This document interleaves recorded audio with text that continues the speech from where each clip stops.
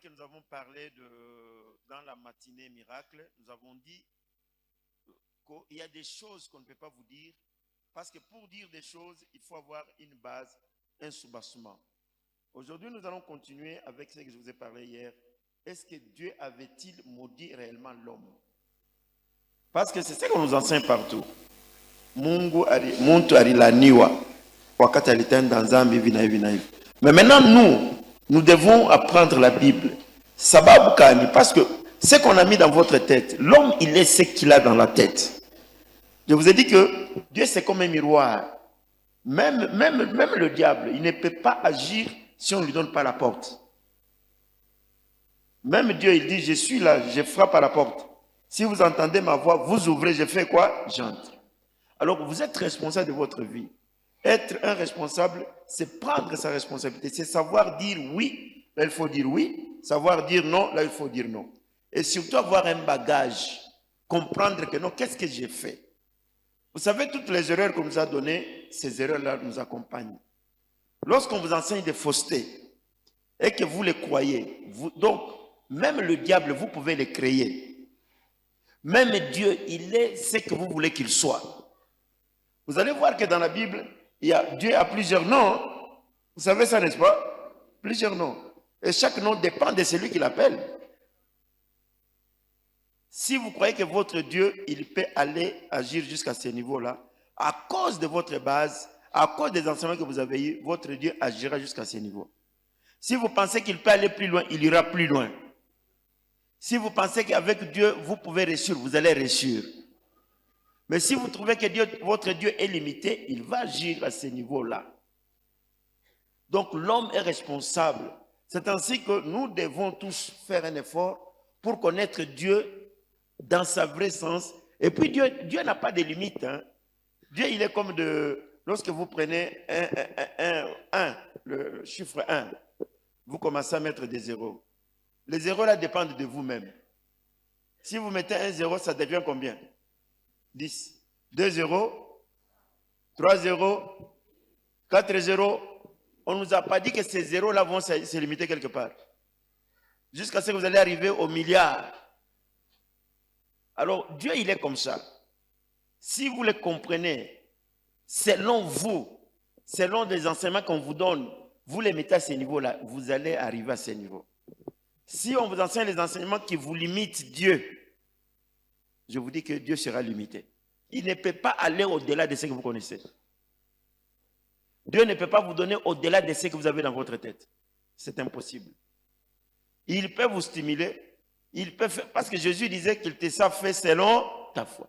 Or, la foi, c'est quoi? La foi vient de ce qu'on entend. Qu'est-ce qu'on entend? La parole de Dieu. Donc, si vous n'avez pas une base, vous courez derrière des faux prophètes, vous courez derrière les gens qui vous racontent des histoires, vous serez seulement à ce niveau-là. Vous pouvez croire même aux mensonges à cause de ce qu'on vous a dit. Et vous pouvez même voir des visions. L'homme, il est terrible. Vous pouvez inventer. Il y a les gens qui disent même des maladies imaginaires. Et qu'est-ce qu'on appelle maladie imaginaire? Ni magonjwa ina comme mtu yama anafanya nini?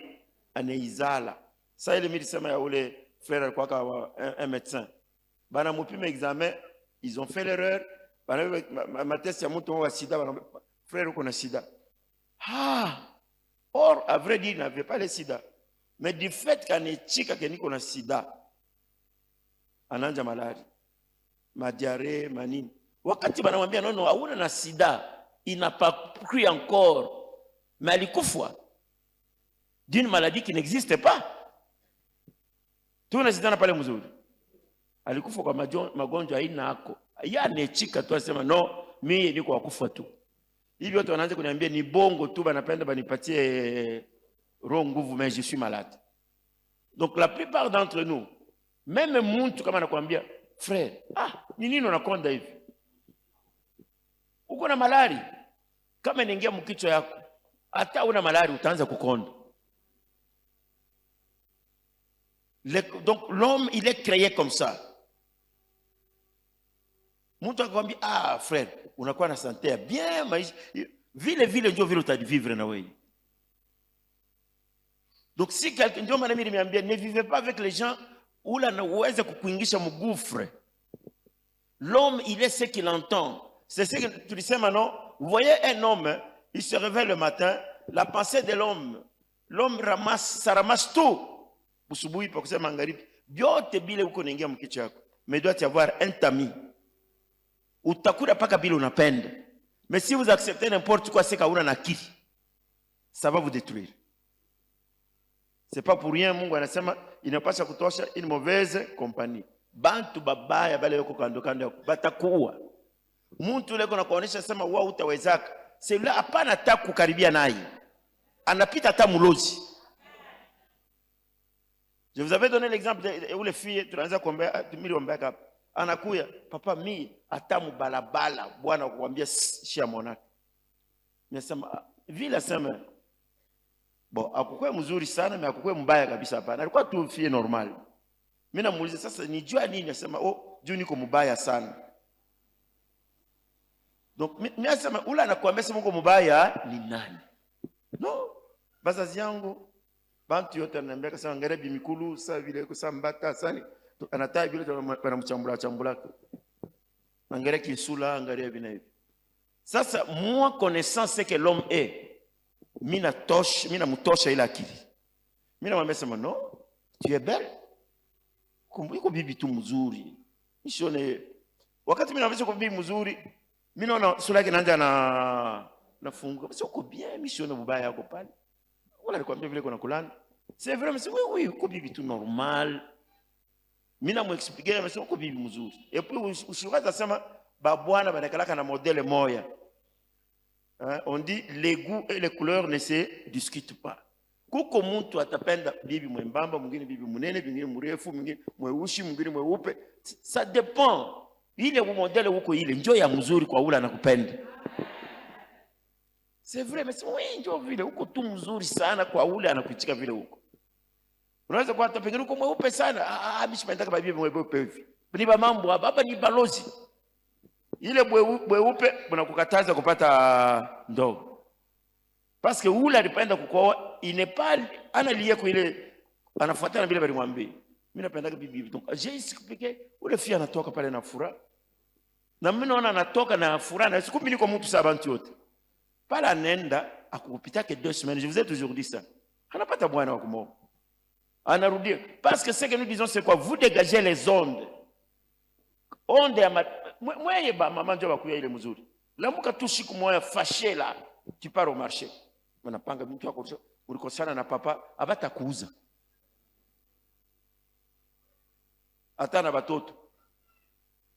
Donc hata unapenda kucheka. Ile cheko yako haitoke réellement.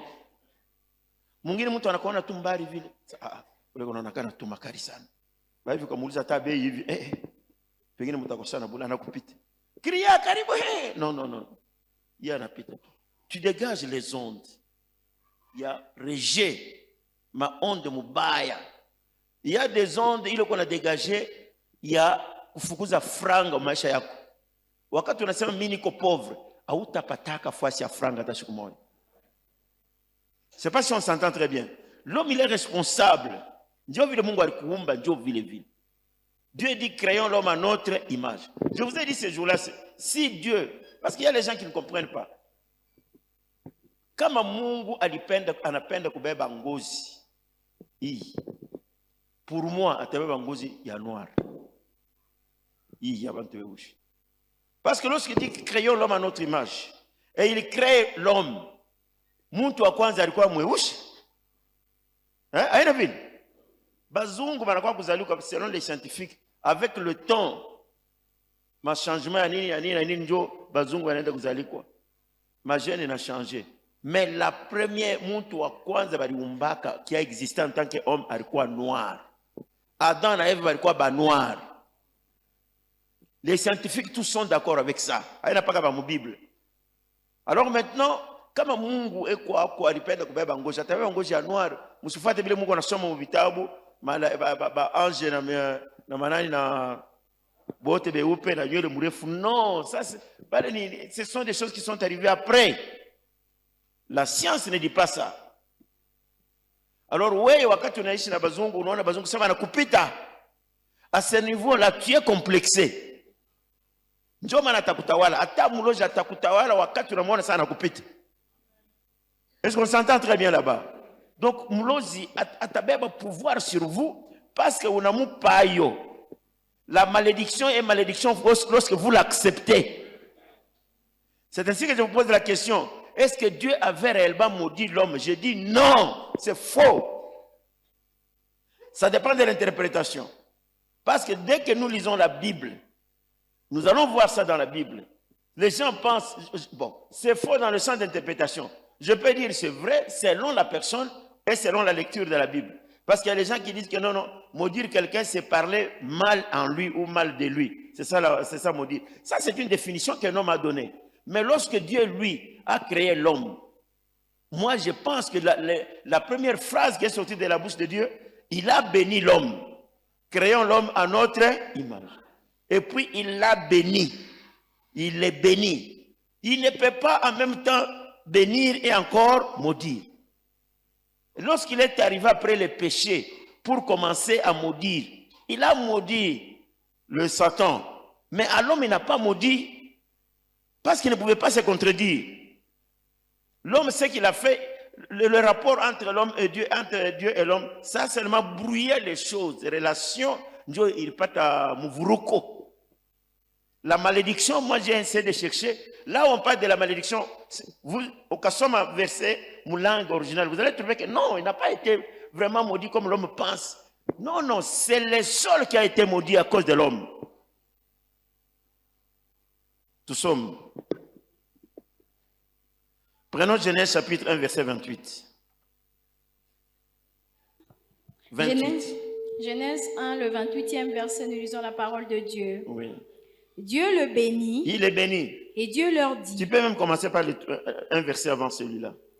Le 27e verset, nous lisons la parole de Dieu. Dieu créa l'homme à son image.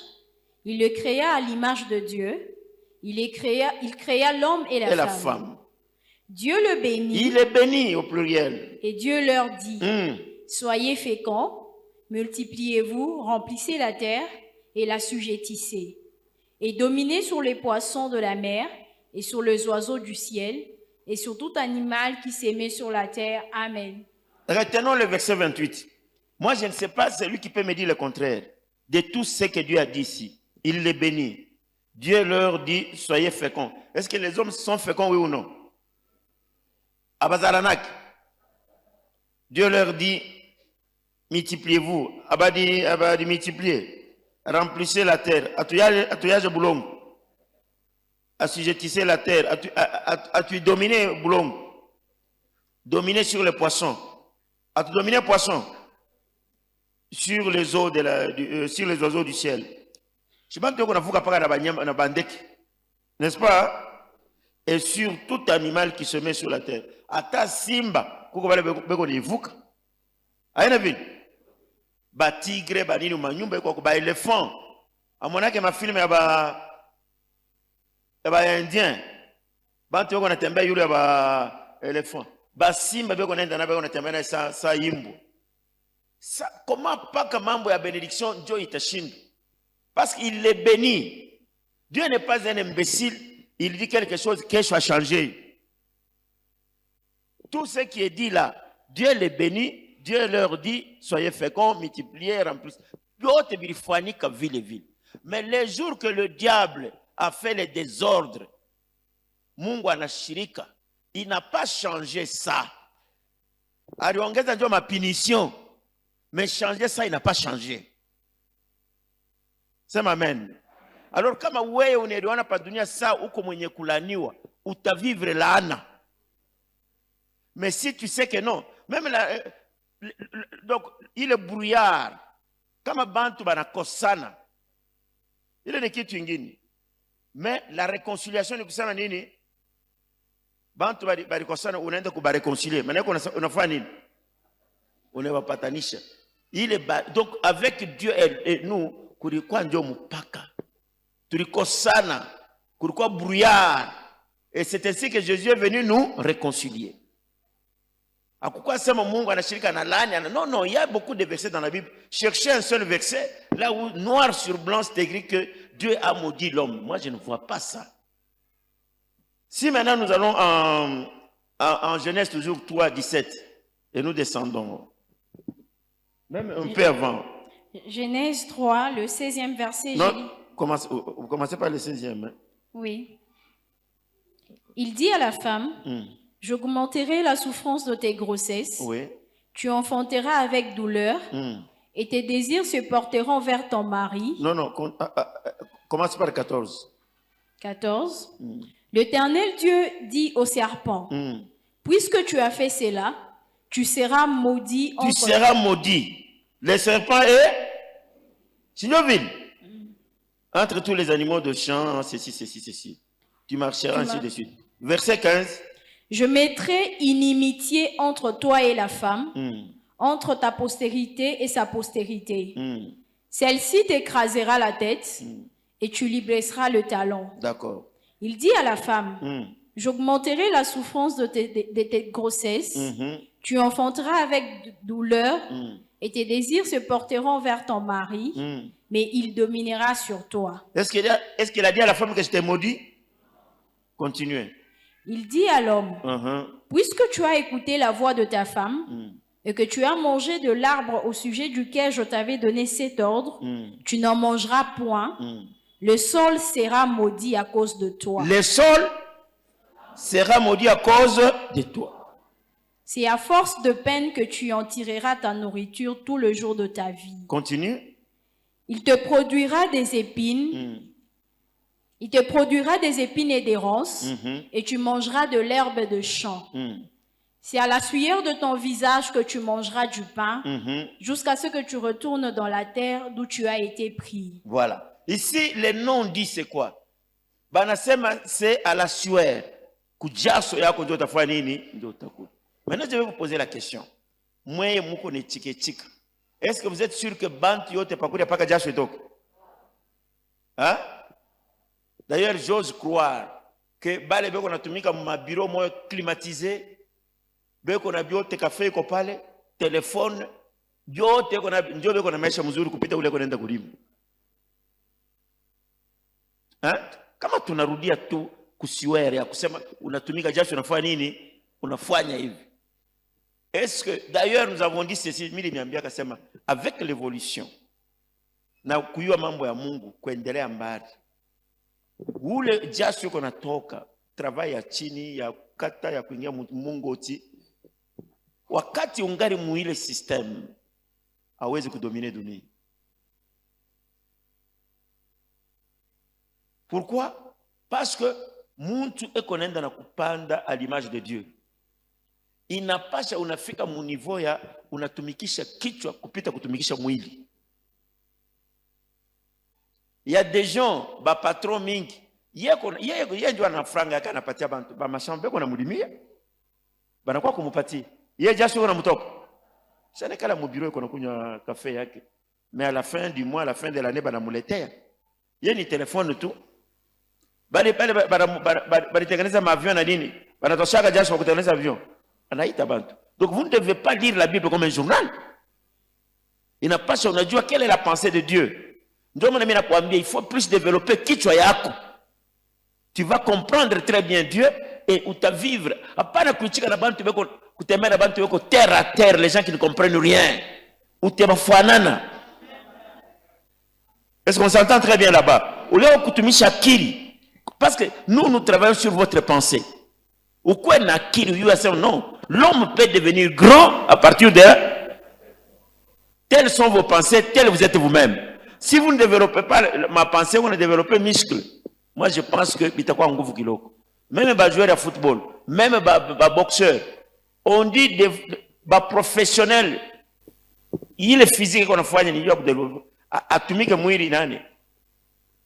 Mina fuata banani ba boxeur. Siku moja beko nasema beko nacheza $1 million ula ataganya atapata $1 million. Il boxe ma round il y a 3 minutes fois 12. Ni combien de minutes? 36 minutes ndio kwa muring. Pengine haitafika hata kumwisho. Pengine batacheza pendant 3 rounds, 4 rounds, Oula a gagné, il a déjà $1 million. Mais pour faire ça, ni kichwa, anamwetudia ule adversaire yake munani, anaona vile kuna maerere kani atafanya nini. Ce n'est pas seulement le physique, c'est la tête. Ba professionnel, ba football. Eko na cheza na yua, kama na mitafanya, mitapika. Donc, wewe uko natoka paka hapo, ngulungulu, wewe minacheza, unacheza, sois professionnel. Ndio utapata frango. Professionnel ni akili. Même dans les choses de Dieu, soyez professionnel. Yua Mungu anatumikaka je. Mon peuple périt par manque de connaissances. Ce n'est pas, baba Mungu, utusaidie. Kulikuwa maombi ya nguvu sana. Tuende, beko naona ma vision. Dis, vous perdez le temps. Vous devez développer votre tête. Oh non, Bible inasema ni kwa jaso. Oui, dia kwa jaso, mais allons dans la vie pratique. Ni nani eko na rima sana, ni nani eko nengia nani, jaso ule eko riche kupita, ule eko na un patron, eko na manger yake nini, il est plus riche que vous. Na anakura isika anakura kwa jaso, hapana. Pengine jaso yaweza toka kumtoka. Motoka yako natambia iko climatiser. Bureau iko climatiser. Jaso itamtoka sawa. Ne restez pas au niveau ya chini chini. Ça ce sont les non-dits. Il a bata kuambia hayo. Ndio baluzungu walikuwa beko natuambia no, unaona utaingia kumbingu mtu kama donc les pauvres. Yeko pauvre yeko na motoka na imbwa, salaire ya imbwa inapita yako. Ça se joue avec les gens. Il faut vous révolter pour être bien. Hapana kuwaza sema nono kumbingu tutaenda kama tuko wa maskini, c'est faux. Na bu maskini ni mwili, ce n'est pas. Il faut kutosha ndani ya kichwa yako. Est-ce que tu es maudit? Banasema hapa sema uko mwenye kulaniwa. Non. Barilani bulongo. Et puis on nous a dit qu'à cause de ça, Dieu nous a réconciliés. Mungu anaona vile ile fujo tulikuwa na Mungu, juu unechika bia shetani, Mungu anasema mbona mzuri, unafaa vile mzuri. Mais il n'a pas maudit. Anasema bulongo hii ndio mimi na modiri. Payo kutosha bintu paka unafanya jaso. Na ile jaso kama iko spiritual ni kichwa. Jaso wanasema ya kumikulu, ya wapi? Mkichwa yako. Il fonctionne. Sema amen. Lisez-moi le verset Romains chapitre 5 verset 10 au 11e. Romains 5, 10 à 11, nous lisons la parole de Dieu. Oui. Car si, lorsque nous étions ennemis, nous avons été réconciliés avec Dieu. Nous sommes réconciliés. Nous étions des ennemis de Dieu. Qu'est-ce que Dieu a fait? Dieu, nous avons été réconciliés avec Dieu par la mort de son Fils. Oui. À plus forte raison, étant réconciliés, serons-nous sauvés par sa vie. Par sa vie. Nous sommes sauvés par sa vie. Mungu ali Yesu ile point ilikachikaka Mungu alitunganisha nayo. Sema amen.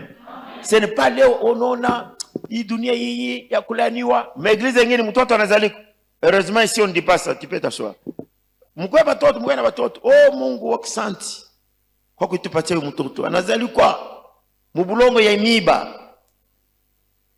Muko materme mwa balisha kutengeneza pale. Kama ni bishishi na nini ha? Bishiki na bikwazo anataya bintu alisha kutengeneza vizuri sana. Mungu msinjie mtoto anakuwa mbulongo yenye kulaniwa. Bo kama bulongo ilikuwa kulaniwa ulisha kwa réconcilier. Parce que wewe kuna pouvoir ya kutengeneza. Bo kama mwanamke hapana kuzala, baba utupatie kwa mtoto wako azale tena mwenyewe mbulongo ya mbaya. Donc vous dites des choses et leur contraire. Wa upende paduni ula anazalikwa mbaya, anazalikwa mbulongo yenye kulaniwa. Biote biene mzuri. Kisha tena uko naomba uzale hiyo nini?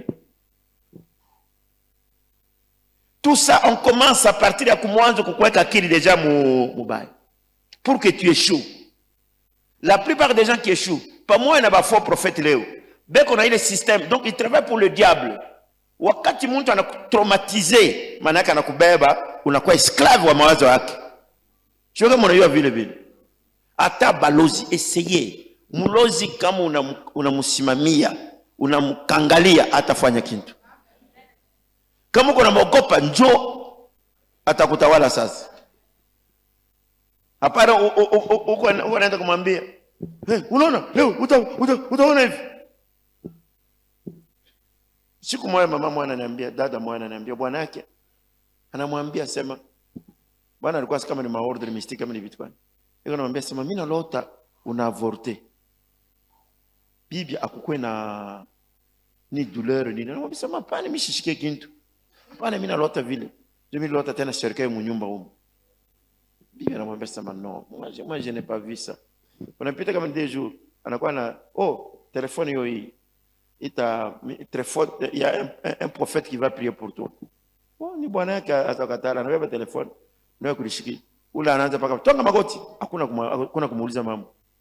Ule na yeye ni bwana anasema anatonga magoti. Anaomba. Anaisha amen. Bibi anasema amen. Analamuka paka hivi.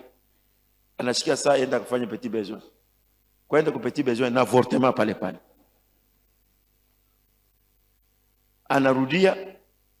Bwana anaanza kumwambia anasema no. Sasa kuna kwa kuniambia papa. Wakati bibi anaona vile anaona mimi ni lufu yangu hii. Parce sasa iko aina ya kuogopa. Alikuwa deja alisha kufisha bibi mwingine kama alimtoa waka. Ule dada anasema no bugweri inaishi. Wakati banaenda ile shughuli nyingi ananiambia nishi tumuombe. Nasema tukombe. Sasa papa uniombe niko nashikia boka. Sasa boka ya nini? Wakati tutaonana naye hivi pale balibaita kwetu tuanze tu ya kusema mimi nashika tu boka vile milionaka. Nasema tu as un esprit faible. Ule ana mtu akushikia boka. Inamwosha unamfokea pale sur place. Wewe ndio ulikuwa arrêter kuua. Mais toi tu as un esprit de Dieu. Mais là umwambie hata banakuwa na banduku wanasema wewe uliwa sema itavorteje. Na mimi sikuwe na douleur. Na ule profeta wako aliniombea, kama anasema amen na mimi na vorte. Hakuna buchungu. Tu as des années au monde ngine. Alors tu ne peux pas ni hautaniwa ile bumbafu ya vie. Quand tu prends ça, tu prends l'autorité sur cette personne là-bas. Comme on a shika boka, c'est fini, anakudomine. Vous ne pouvez pas tamutu anakuambia bibaya kwa sababu utaona uambia sema shitaona. Soyez responsable. Celui qui est en vous est plus grand que celui qui est dans ce monde. Et ça se dit. Ouais, ndio kubeba ile responsabilité. Utakufa shitakufa. Utangaika shitangaika. Wewe ndio uliomba dunia. Tangaika je? Omwe kukwe kitu fulani, mais kama mimi nawasili comme droiture, tangaika jua nini? C'est une manière de résister. On dit résister au diable, il fera quoi? Il fuira. Alors, Kristo abayua ile matactique. Kristo mingi maombi tuko nayo mingi ni ya komboleza. Kama mtu anafika hapa na matemoignage na prière ya kusema nono, mimi naona mfamilia yako mko mvita, nitakuombea, Mungu atakushindia. Utaona bantu watatetemeka. Dieu anapenda bamuombea, mais quand tu dis que toi-même tu es responsable de chasser ces démons-là. Parce que tu as cru au Seigneur Jésus, non? Ula takuombea miaka ngapi? Kama anapo utavifanya je? Donc vous priez ça bantu moya bayo kule kubeko nene. De cette façon-là, vous ne pouvez pas grandir. Ici, je vous dis, bintu bile, unapasha kubingisha mkicha na kuyasema, we moya uko na clé ya bonheur yako. Ce qui sort de votre bouche, c'est ça Dieu. Mungu uko natumika na weye. Mais alors les gens ne savent pas comment l'homme a été créé. L'homme a été créé à l'image de qui? De Dieu. Weko Mungu vile uko. Ye Mungu ndio anasema wewe utabisha je? À ce moment-là, wakati Mungu anafanya na wewe kazi, eke anakuweka mu ile system ya anapenda. Eke unamshikia Mungu. Vous êtes capable de déclarer les choses na vitafanya. Sema amen. Il nous a réconciliés avec Dieu. 2 Corinthiens chapitre 5 verset 19.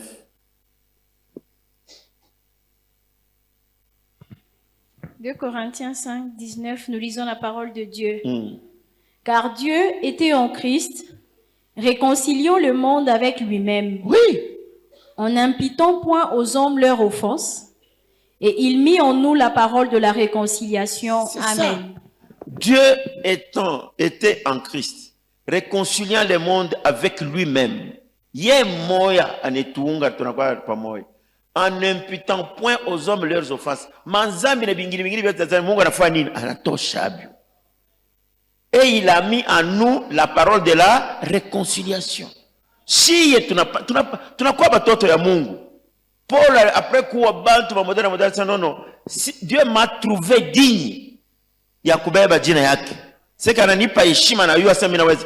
We baba, si tuko batenda dhambi, si tuko bampanjo tu, si ndio ni bulongo, mimi sitairi baba. Au saidi bintu kani?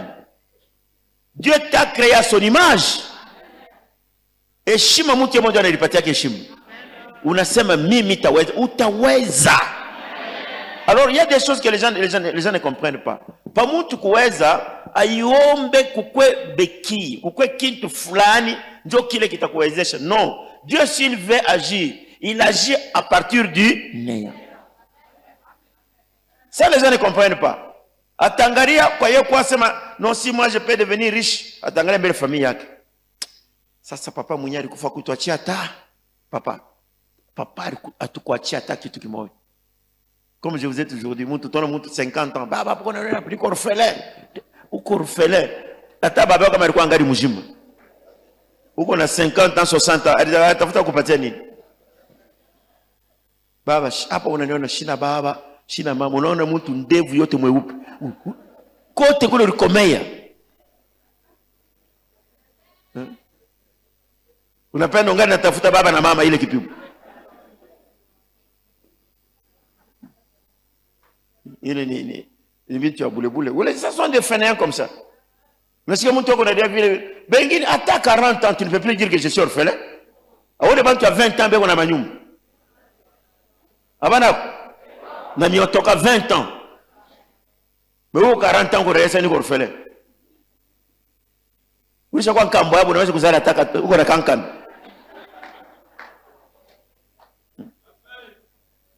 Non? Unashindwa tu kudimaintenir. Unashindwa. Hapana kuria, wewe tumika utaona binti vitafanika. Hapana kusema no ni je suis orphelin, kwanza kudiomboleza mimi hapa mateso yananipita. Huko unalilia nani mateso? Changer akili yako leo. Useme afu bale banareshira. Donc Dieu va te donner la tête.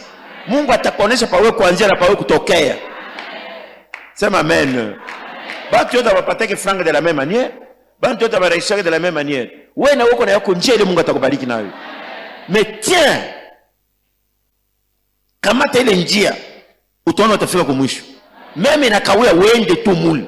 Mais ce qu'il ne faut pas faire hapana kuria. Parce que Mungu s'il veut agir, il agit à partir du néant.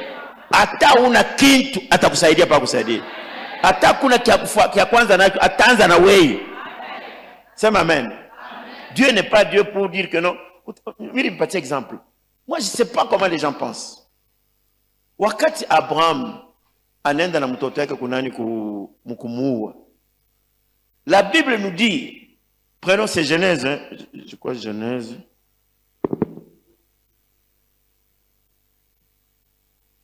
Genèse, ça doit être 22, hein? Genèse 22, verset 5. Hein?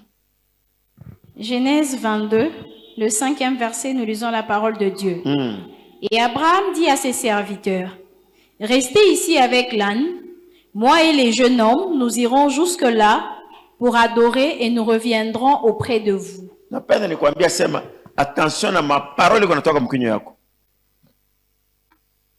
Unaweza kusema parole leo unaona saa ina na valeur kumbi iko na kazi munene sana. Donc vous devez connaître ce que vous parlez. Unasema nini na Dieu dit donc il est sur la parole de son serviteur pour l'accomplir.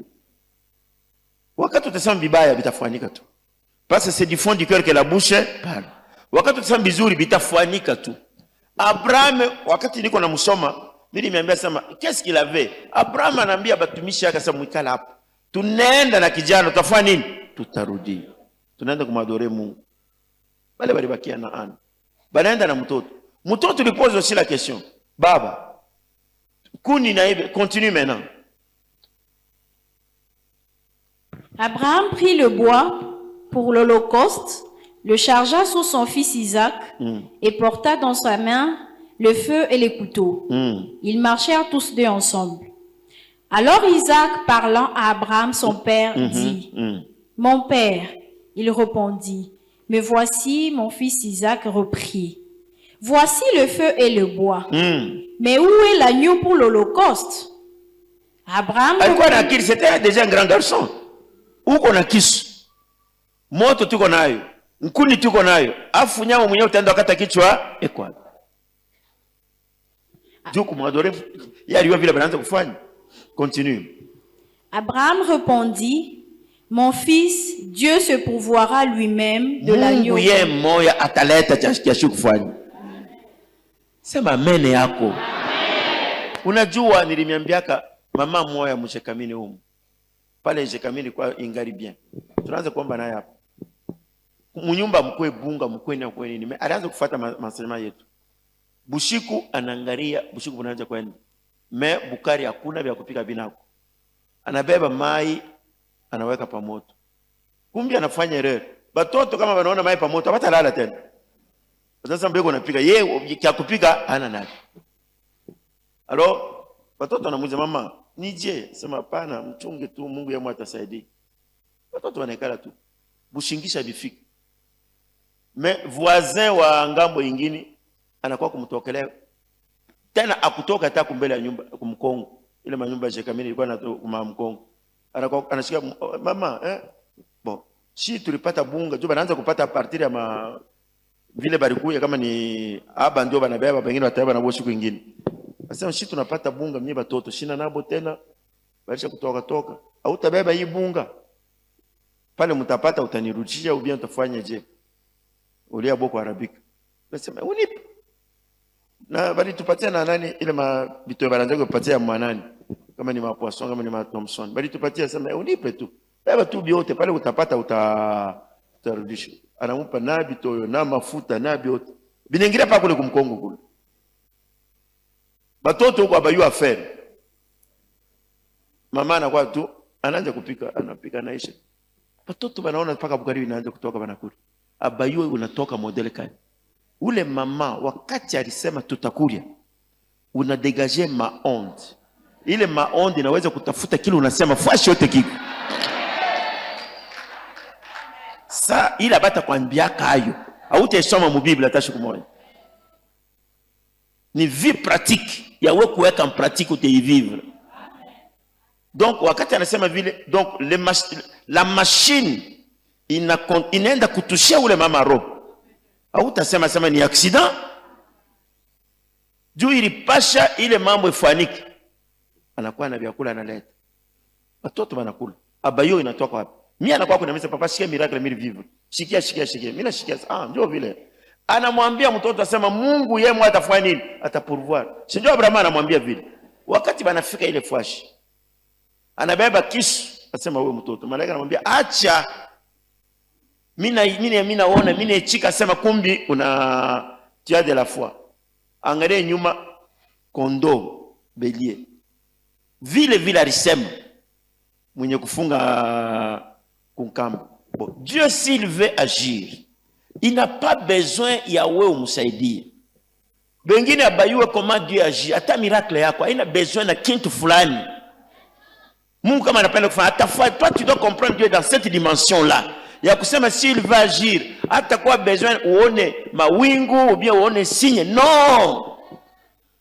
il est fait parce qu'il est Dieu ya anaona paka kondeo kumule mwenye kubamba kuna anabeba ila tuwe anafanya vyote maintenant wewe wakati Mungu anapenda akupatie franga akupatie santé wewe unaanza kupenda utafute signe ya kuonesha Mungu atafanya atakupatia hakuna signe il fait tout à partir du néant de zero bule paka hivi Mungu anafanya kitu ndio bunyebu Mungu yake ni wakati anatenda a partir ya nini ya bule sema amen a partir du néant de zero hapana kitu hapana nini Mungu anafanya ule nani mama yake ya Ismael.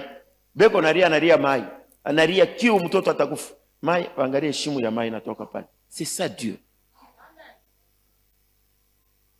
Samson anakombana, anasikia kiu, asema dibu ilikuwa pale inapasuka, mai inafanya nini? Ndio Mungu ule. Mungu yeye atapenda kintu. Kama unafanya effort, oui, il peut te bénir, c'est vrai, mais hautayo kule Mungu anakupeleka. Le problème c'est d'avoir confiance en Dieu qui kama unamshikia Mungu muhimu façon niko nakwambia, maisha yako itakuwa mzuri. Ataba na kubloquer, toi il faut pas voir ça. Si Dieu veut agir, hakuna ule atambloquer, yu haitambloquer, busiku abutambloquer, vula haiwezi kubloquer Mungu afanye kitu. Dieu s'il agit, il agit. Age yako haitambloquer Mungu. Anasema juu niko mtoto, hata kwa mtoto atakubariki tu. Kama anapenda kufanya. Wewe mimi nazeka, hata unazeka, il peut toujours faire des miracles. Est-ce que Sarah age yake nimkataza Mungu ashizali? Non. Wewe uko na bebe bintu uko na biweka mu plan selon l'esprit ya bumuntu. Là vous ne pouvez pas aller mu bitu kona sema. Hivi ni bintu le non dit. Apata kwambia kabyo. Ce sont des choses que nous vivons par expérience. Muntu anechika kintu na kinafanyika. Sema amen. Ukaangalia mambo ya nani ya par exemple Eli anakimbia anaenda kufichama quelque part. Korubo anaenda kumletea vyakula. Ule korubo anaenda kwenda kuibiba wapi? Kila siku mu restaurant ya benya bakosi kumbamba. Ou bien anaanza kubitosha wapi, anatosha vyakula, anakuwa anampelekea ule mtumishi wa Mungu yuko nakuli. Kama ukauliza mzuri, ukawaza kule ile bilanza kutoka, au tapatako. Bale bandeke belangukaka bale ba manani makai pale nani Moize mujangu. Iraanza kutoka wapi? Man iraanza kutoka wapi? Donc Dieu crée tout à partir ya boule. Ata hapa anaweza créer kitu kinafanya. Donc si tu comprends Dieu dans cette dimension, atakufundisha mwili dimension hii. Et puis mimi napenda nikwambie kitu kingine. Mnasema Mungu hawezi kusema bongo. Unaweka vile. Na Mungu ekaleke na erreur. Mimi nikwambia sema Yesu banatoka na bantu yake. Banafika quelque part. Anaangalia mti moyo iko na mayani ya mingi. Anasema no, tuende tukabebe nani matunda. Arrivé là, akukwe matunda. Alors maintenant, yeye anailani. Nisha kumiambia ile bantu ndio bapenda kuwaza en profondeur. Banatuambia sema ile mti, ile periode haikuwa wakati ya nini? Ya kutosha matunda. Donc kama tukapenda kurefleshiri mbumuntu, tutasema que ile mti ilikuwa na raison ou bien hiyo ilikuwa na tort. Kwa na raison. Basi ina mashuka ya matunda. Utaomba matunda, hiyo matunda inapataka mwezi wa 5. Wewe unaomba mu janvier, itatosha wapi? Kama ulimuuliza mtu ingesema no, mkubwa. Mie wewe ndio uliniumba.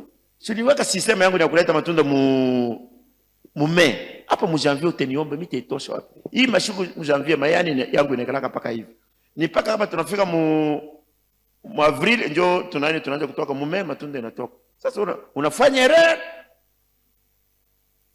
Mungu sans tenir compte explication ya shetani anamwambia sema matunda yako bata ikuriaka tena. Maintenant mtu yuko nashimama apende kusikia le non dit. Pourquoi Jésus insiste? Ulipasha kuleta paka matunda. Wewe unasema non, siwezi kuleta matunda parce que hii mashuku angalia age mimi nashuku siwezi kuzala. Angalia hivi makazi yote mimi natumika yende. Wewe unatafuta ma raison, Mungu atakupaka raison. Wewe ichike kile Mungu anasema utapata kile wewe unatafuta. Donc mtu ile mti iko na image ya kuonesha mtu, ukamwona hivi unamwona kama yuko mzuri, mekumbi ndani yako hamuna kintu. Mungu apende bakona yinja mzuri, anapenda ndani yako mkwe kile yeko unatafuta. C'est pas si on s'entend très bien là-bas. Donc binti yote Mungu alifanya, ukibiangalia utasema Mungu, est-ce que mu Bible muko les non dit c'est plein. Mungu anamutuma nani Samuel ende akawendre David akwe nani. Samuel anamwambia Mungu asema baba, Kama Sayuli anayua sema mimi kwa kuendre roi, patanikata kichwa. Mungu anamwambia je? No. Useme mimi naenda kutoa sadaka. Utaniambia Mungu alilanda? Oui, wengine wanasema sasa pale pale Mungu alisema bongo. Bongo par rapport à nini? Maintenant le problème devient qu'est-ce que vous définissez ouais bongo ni nini kwako? Na kama Mungu analanda nani pour gagner nini? Il y a le non-dit. Il n'a pas aucun esprit à kujua pourquoi Dieu a dit ça. Anaanza kumwongopa Sayuli, non. Yeye hata mwenye Samuel anakuwa anawendre David sema ni roi. Hata Sayuli anayua. Kama Mungu anasema atafanya kitu. Akalamusha hata mpanga Mungu atamuua pale pale anakufa. Mais si Dieu dit non useme hivi, quelle est la leçon qu'on peut tirer dedans? Quelle est la leçon qu'on peut tirer? Donc, beko nimefundisha bintu abapende kuingia en profondeur. Les non-dits. Pourquoi mimi nimeambia Mungu wako anambia et puis on nous dit moi je sais pas. Sauli alisha kufa anaenda kwa mtumishi wa Mungu. Oh munitie Samuel. Samuel alisha kufa. Ule anaita Samuel anatoka. Bon, maintenant on se pose la question. Ule muloji eko na droit kani ya kuita mtumishi wa Mungu? Alishakufa amuite. Samuel amwambia sema no, wewe shimili kuambia hivi na hivi, anamwambia bila utarisha kusema. Bile bintu mite mifundisha napi. Bingine ngo ndabambia baba yote ama Samuel mwenyewe alikufaka, bengine baby yu. Unajua Samuel alikufaka? Unajua ule mwanamke ule mloji alimuitaka Samuel. Uzabele bukonesha sasa? Kiloko mjoba na yu, bengine abayo atako yu. Ula yue ni nani? Ula na yue ni nani? Ula yue ni nani? Ula na wewe histoire niko nasema ni nani? Hao wengine hapa some Biblia. Kile mnawe ni kwenda paka kwa balombi. Kama unashika mulombi yako kule mbio, akupe mai, akupe ma tomate na mapome unakuli. Beko na kuloka njoo. Wakati kichwa yako hamuna kintu hata unafanya nini? Tu dois connaître ce que tu es. Et tu dois connaître comment Dieu agit. Kama bakufundisha c'est kama hichi. Mais les gens n'aiment pas ça. Anapenda vya teketeke. Bakombewe. Non, hata kombe ya yue kintu atakombe nini? Ye mwenyewe ula yue kintu. Bien tenu comme Bible biko na les non-dits. Pourquoi Mungu alifanya vile? Pourquoi Mungu alimwambia vile? Tout ce qui se passe, tout ce qui est écrit, c'est pour notre instruction. Oui, somme uyasema hiki kilifanyika jua nini? C'est arrivé comment?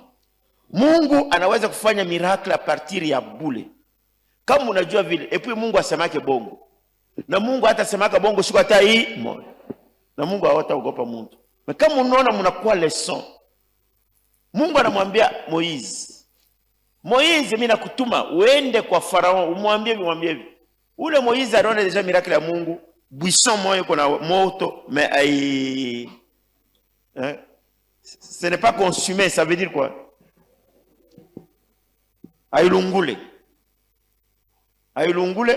mais yeye anashika sauti tosha bila tu akifash, il a tout compris. Mais maintenant wakati ule Mungu anamwambia sema uendako kamwambia Farao hivi. Moize dit quoi? Hapana papa. Unajua sema hata kusema huko. Abikwanze leo ni kingari kuzalikwa tu. Njuko watu wengine pa kusema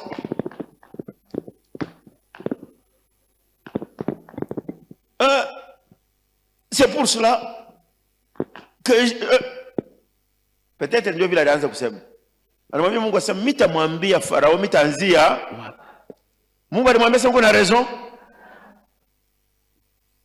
Mungu hatakupaka raison. Acha kutafuta raison. Wili conformer parce que yeye anasema anamwambia Moize asema uko bumbafu. Qui a créé la bouche? Ile kinywa nani aliumba? Kuna réfléchir je. C'est comme aujourd'hui. Wakati mitakombe miracle yako. Tu n'as pas dit magonjwa na kawia. Ça c'est Mungu, il est le maître de temps et de circonstances. À part que je peux pas risha kuniombea tena hata mimi kombe leo ni siku nyingine. Leo Mungu atafanya kile anapenda kufanya na wewe. Sema amen. Le miracle c'est votre droit de tous les jours. Kila siku kuna droit na miracle yako. Kuko miracle nyingine ilisha kuanza maisha yako mewa uijuu. Nilimwambia pale mimi naanza kuomba Mungu motoka. Mimi nalia.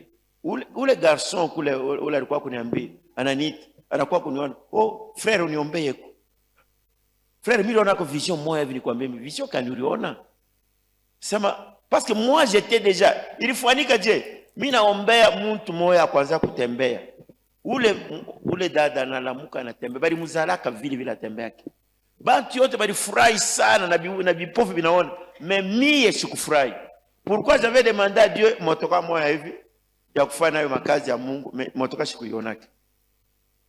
Mimi namwambia Mungu asema, wewe uko paka champion kwa kutunza ba magonjwa, ba bipofu, ba nini. Mais hii mambo ya franga tu kama motoka, c'est quoi devant toi? Iko nguvu kupita ba maladi pale bantu wanapiga mikono, yeye ule anatembea anaona bote yuko mfuramie. Roho yangu sasa huyu Mungu ni wa model kani tuko natumikia huyu. Mimi naenda nalala na huzuni yangu. Le lendemain matin, ule garçon anakuja. Frère, mimi napenda nikwambie, si unaambie nini? Anaanza kuniexpliquer.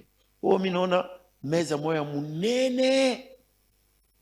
Kule kulikuwa motoka huko muntu. Alors ile motoka inakuwa iko naenda ku direction ya ule muntu. Ule muntu alikuwa na balance mu mikono. Anatikisisha balance paka hivi. Ile motoka inarudia kule inaanza kui. Ndio mimi nashika sauti sasa, wewe kamwambia anze tena. Sasa vile yako nasema ayu aseme yako ananiambia bintu gani? Ndio kwa namsema mimi naona haina saa ndoto tu. Iko tu saa bintu ya sa miraza kuona sa vision sa nini. Ça veut dire quoi? Nasema uende tu kuna mimi nishakushikia. Non, uniexpliquer nasema hapana, sitakuexpliquer uende tu. Insiste mimi kumwambia. Mimi najua kile kinanifikia. Maana yake ile motoka miraza kuomba kumbi ilianza kuja. Sio vile. Sasa wewe pengine unaomba kitu kwa Mungu kiko deja karibu. A cause ya impatience yako. Au yua sema kile kitu kiko deja. Juu kama unaomba Mungu kitakuya tu. Wewe yua sema iko deja tayari hapo. Juu unashindwa kunimetrize. Kinaweza kurudia kumkongo waze tena. Ule garçon anasema vile mimi namuomba Mungu buluma unirumie. Niko muntu. Sikushikie na sikuyue. Il est conviction mili pataka ile shuku. Après 4 mois seulement. Tunashuka Mukindu, mzungu mmoja rafiki yetu mmoja Christian Sen. Mimi kumwambia ile. Tunaika pastor Malaba alikuwa pale, bishop Malaba mie na nini. Anaanza paka pale. Danga mkia kwao pale alikuwa Norwegian. Oh lamba Land Rover Ni mambo gani? Kipanda ananiambia, "Est-ce que uko besoin na motoka?" Sasa alisema zamani. Ninasema tuko besoin na motoka. Non kuko corps de baranza kitu kama ni corps kani bazungu ba zamani walikuwa munani mu Union Européenne walikuwa na motoka mpya sana iko kule ku Kasongo. Alors maintenant wanaanza kwenda ndio wanakuwa kutuliza kama tunaweza kuuza. Mais mtu mwari tutumia paka hii mashiku mbili kwetu franga ya kusema tuuze tupatie mtu wa mtumishi wa Mungu wa Mkongo ile franga na yeye atumike na kazi ya Mungu. Sasa vile uko hapa tunaona kuna tumikia Mungu na motoka yuko hapo. Kumbe tuilete ile motoka bakujie. Sasa ufanya vile. Banaenda banauza ile motoka. Nani Bishop Malaba nenda kuibeba. Anakuwa nayo. Kisha tunakuwa nayo paka na huko. Vous voyez que kumbe motoka ilikuwa iko nakuya. Mimi wambaka miaka ilikuwa ilishakuwa mingi. Mais imani yangu mimi mshikia Mungu bibaya. Mimi nakwambia kile ulishokuomba kitafanika tu. Mais comme toi tu ne comprends rien, au yu asema Mungu anafanyaka à partir du néant. Njoo maana kuna muona sa muntu. Mungu ana muntu. Mungu ni Mungu atatenda kile kinyaresha kukulaka. Quelqu'un peut dire amen à haute voix. Alors là vous voyez que Abraham wakati anamwambia mtoto asema Dieu pourvoira kule tuko naenda yeye Mungu ataleta. Cette parole là a créé. Ndio maana mimi nimeambia sema ne parlez pas pour parler.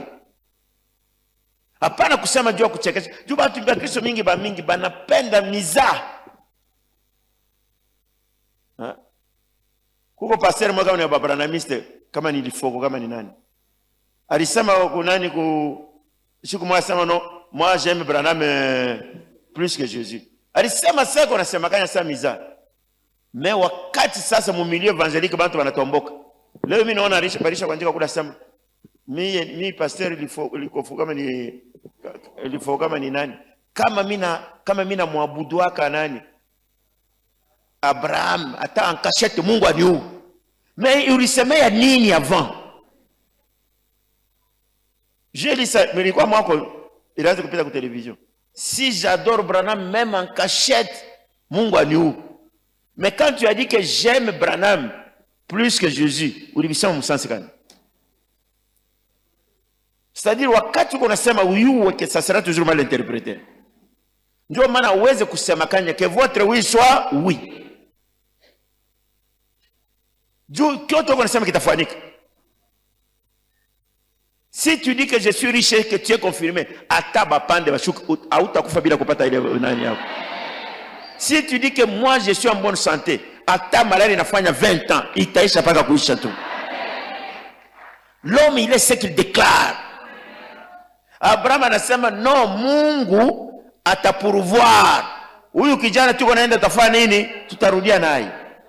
Alors maintenant quand je lis en hébreu, je trouve que il ne parlait pas pour parler, il avait cette conviction là. Elle quoi sûr, il était convaincu. Parce qu'en hébreu, chapitre 11, verset 9, non, verset 17, qu'est-ce qu'il dit? Hébreu. Hébreu 11, 17, nous lisons la parole de Dieu. Oui. C'est par la foi qu'Abraham offrit Isaac lorsqu'il fut mis à l'épreuve et qu'il offrit son fils unique, lui qui avait reçu les promesses. Voilà, j'explique d'abord ça.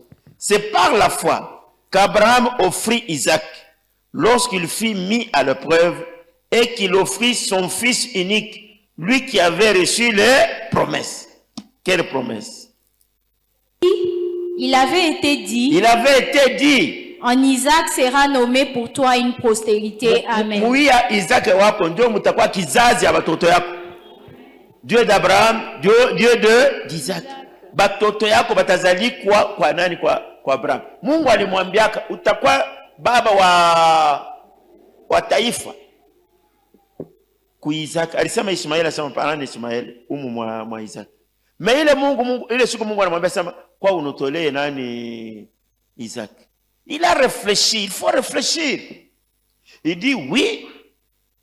Mungu alisha kuniambia sema batoto yangu batazalikiwa ndani ya huyu. Mais vita inalamuka. Mungu ananiambia huyu mtoto umutoe. Mnajua nipeni kuambie. La plupart des chrétiens ne comprennent pas. Ukaangalia hata mambo ya Joseph. Mungu anamwambia yuwa nini baba yake anamwambia sema wewe unawaza sema shit tutakuabudu wewe. Parce que alikuwa mtu wa ma vision. Il était convaincu qu'il sera grand. Mais pa kufika kule vita inainuka. Mungu ndio nilimpatia ile verset ile siku no. Mungu anasema anatuma Joseph banamfunga nkamba. Bingine binene binaanza kubibaya. Asema il a été lié. Anazarauliwa banamuujisha saa mbuzi. Pengine ukoona maisha yako haikamate. Me Mungu alikwambiaka nini? Profesi kani ulipata. Baba yako akiroa alikwambia alikubariki. Ndiyo, papa alibariki. Mais pourquoi unasabu ile? Tu es sur la promesse. Tu es sur ce qu'on t'avait dit là. Bingine bitafuanika. Vita ile ukoona itaisha pa kuishi. Bana mwambia sema mtoto yako c'est au travers d'Isaac. Ndio génération yako itaitiu. C'est fini, mais Dieu lui dit maintenant, laisse Isaac. Lui, il réfléchit, il dit ceci. Lui, maintenant, le verset qui vient, le verset là.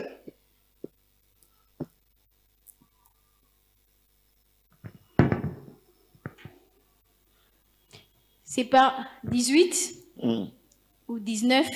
Il pensait que Dieu est puissant. Il pensait, aliwaza, que Dieu est puissant même pour ressusciter le mort. Comme Dieu ne peut pas mentir, il est puissant même pour ressusciter. Ça, c'est pas le qu'on a son Bible, ça journal. Dès qu'on a waza, alisema pour résurrection. Résurrection ni enseignement ya Nouveau Testament, ile tunaita ya Apocalypse. Ile banaita sema non ni matin eschatologique. Bile bitafuanika. Mais est-ce que ressusciter muntu kuko na chunga pale dunia yote itakufuata? Est-ce que Yesu akumressusciter Lazare? Mon Ancien Testament kuna mtu alikuwa ressuscité. Il lui dit que non, c'est fort possible que mitamuwa, mais Dieu peut le remettre par une sorte de résurrection. Ndio maana anaambia bakula sasa mitarudia naye parce que Mungu hawezi kusema bongo. Mungu kama alishakubariki. Hata vita nalamuka je, iache italalamuka itafanya nini? Itaisha. Mtu anaweza kufanya vyote anapenda. Banasema mwisho ya mbio ni nini? Utashimama tu. Hautakimbia eternellement. Ule kuna kukombarisha atafanya nini? Atashimama. Wewe kamata hii niko nakwambia.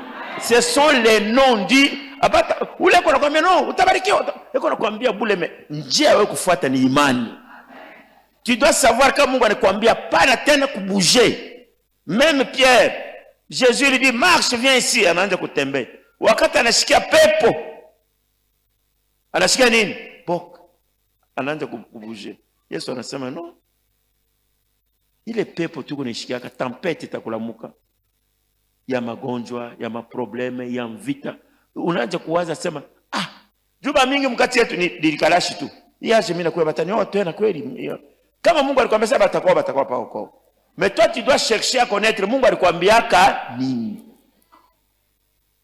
Kama tu ulianza kwa mtumishi wa Mungu wa nguvu, anakuambia sema maisha yako iko hivi. Na ataba kumwambia kwa Mungu, moi quand je déclare quelque chose, nilimwambia jana sema Jésus disait ceci, allez guérissez les malades. Akwambia sema muende mwanze kuniomba mie. Non, nous savons qu'il travaille au travers de nous. Mais c'est lui qui doit déclarer ce qui, c'est moi. Mais vous voyez un pasteur qui passe devant, tutaomba sasa Mungu tetusaidia, Mungu atafanya hivi, ye moya anatoka amu. La plupart des choses comme ça ne réussit pas. Wakati tulifanyaka hapa nani jubilé, kuko mtumishi wa Mungu moya alipita hapa pale pakusha vitabu.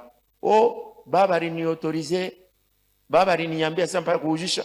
Papa alisema, wakati wanasema papa, donc tu manques toi-même le wewe ndio kuconvaincre bantu. Kubambia hii kitabu iko hivi. No. Baba alisema hii kitabu mnaona, baba alisema fin de fin maintenant ça. Il baba alisema il sait que lui-même ne connaît même pas ce qui est dedans. Mungu anasema allez guérissez les malades. Moi j'ai guéri les malades. Yeye a confirmé la parole de son serviteur. Je prends ma responsabilité. Kama mimi nakubariki, hapana kuangalia Mungu, uniangalie mie. Parce que j'ai le pouvoir. Bénissez les gens. Chassez les démons. Guérissez les malades. C'est fini. Et je prends sa main. Wakati niko nakuombea, moi je ne vois même pas Dieu. Je vois ce qu'il a déclaré en moi. Tout le grand.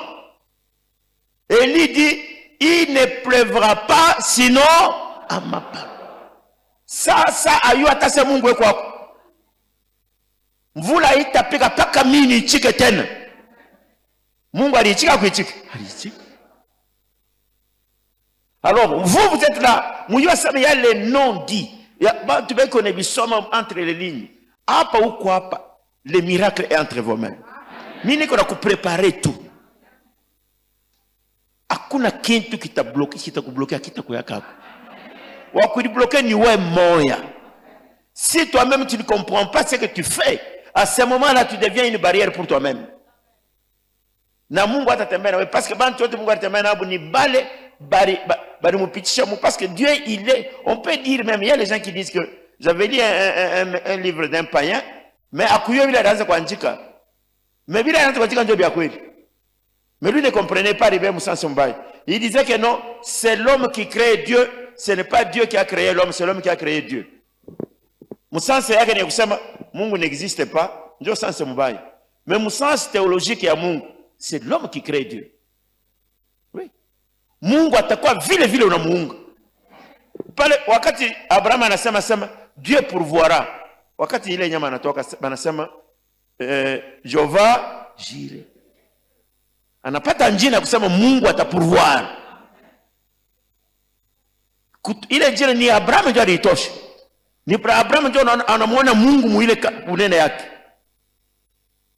Mungu wangu ni mwa miracle. Je crois cela. Hata la dernière minute Mungu atatenda paka kutenda. Kama unamuweka vile atafanya vile vile unamuweka. Wewe ndio kumweka Mungu pale unapenda. Nikwambie mzuri. Kama hakuna katoto kama kafupi hapa. Katoto atakaloko. Dada kuya hata wewe. Viens. Kuya wewe hapa. Ah, viens toi ula kuya. Ule ndio mtoto sana kuya. Panda hapa. Shinaona mtoto, shiko mfupi kwangu Sasa mimi namnyolosha mkono hapa. Inashomea pa wapi? Pa burefu yangu mimi. Kwa sasa kama mtu anakulefusha mkono, kama mtu anapenda kusaidia, atakusaidia pa burefu yake. Hata pita pale. Juu niye hata kama nafikisha hapa, tafikisha hapa patashimama. Hata mimi nafika pale ndio mwisho. Kama Mungu anapenda kumnyanyula, atamfikisha pa mkono wa Mungu, ataenda mbali sana. Wendo kekali. Usipende mtu akunyangule mkono. Atakufikisha pa yake burefu, anafanya nini? Anashimama. Penda Mungu akuinue. Mungu ende na we mbali sana. Paske pale Mungu atakufikisha apata shimama. La plupart des gens banapenda mtu atakuinua atashimamia pale yeye anashimamia.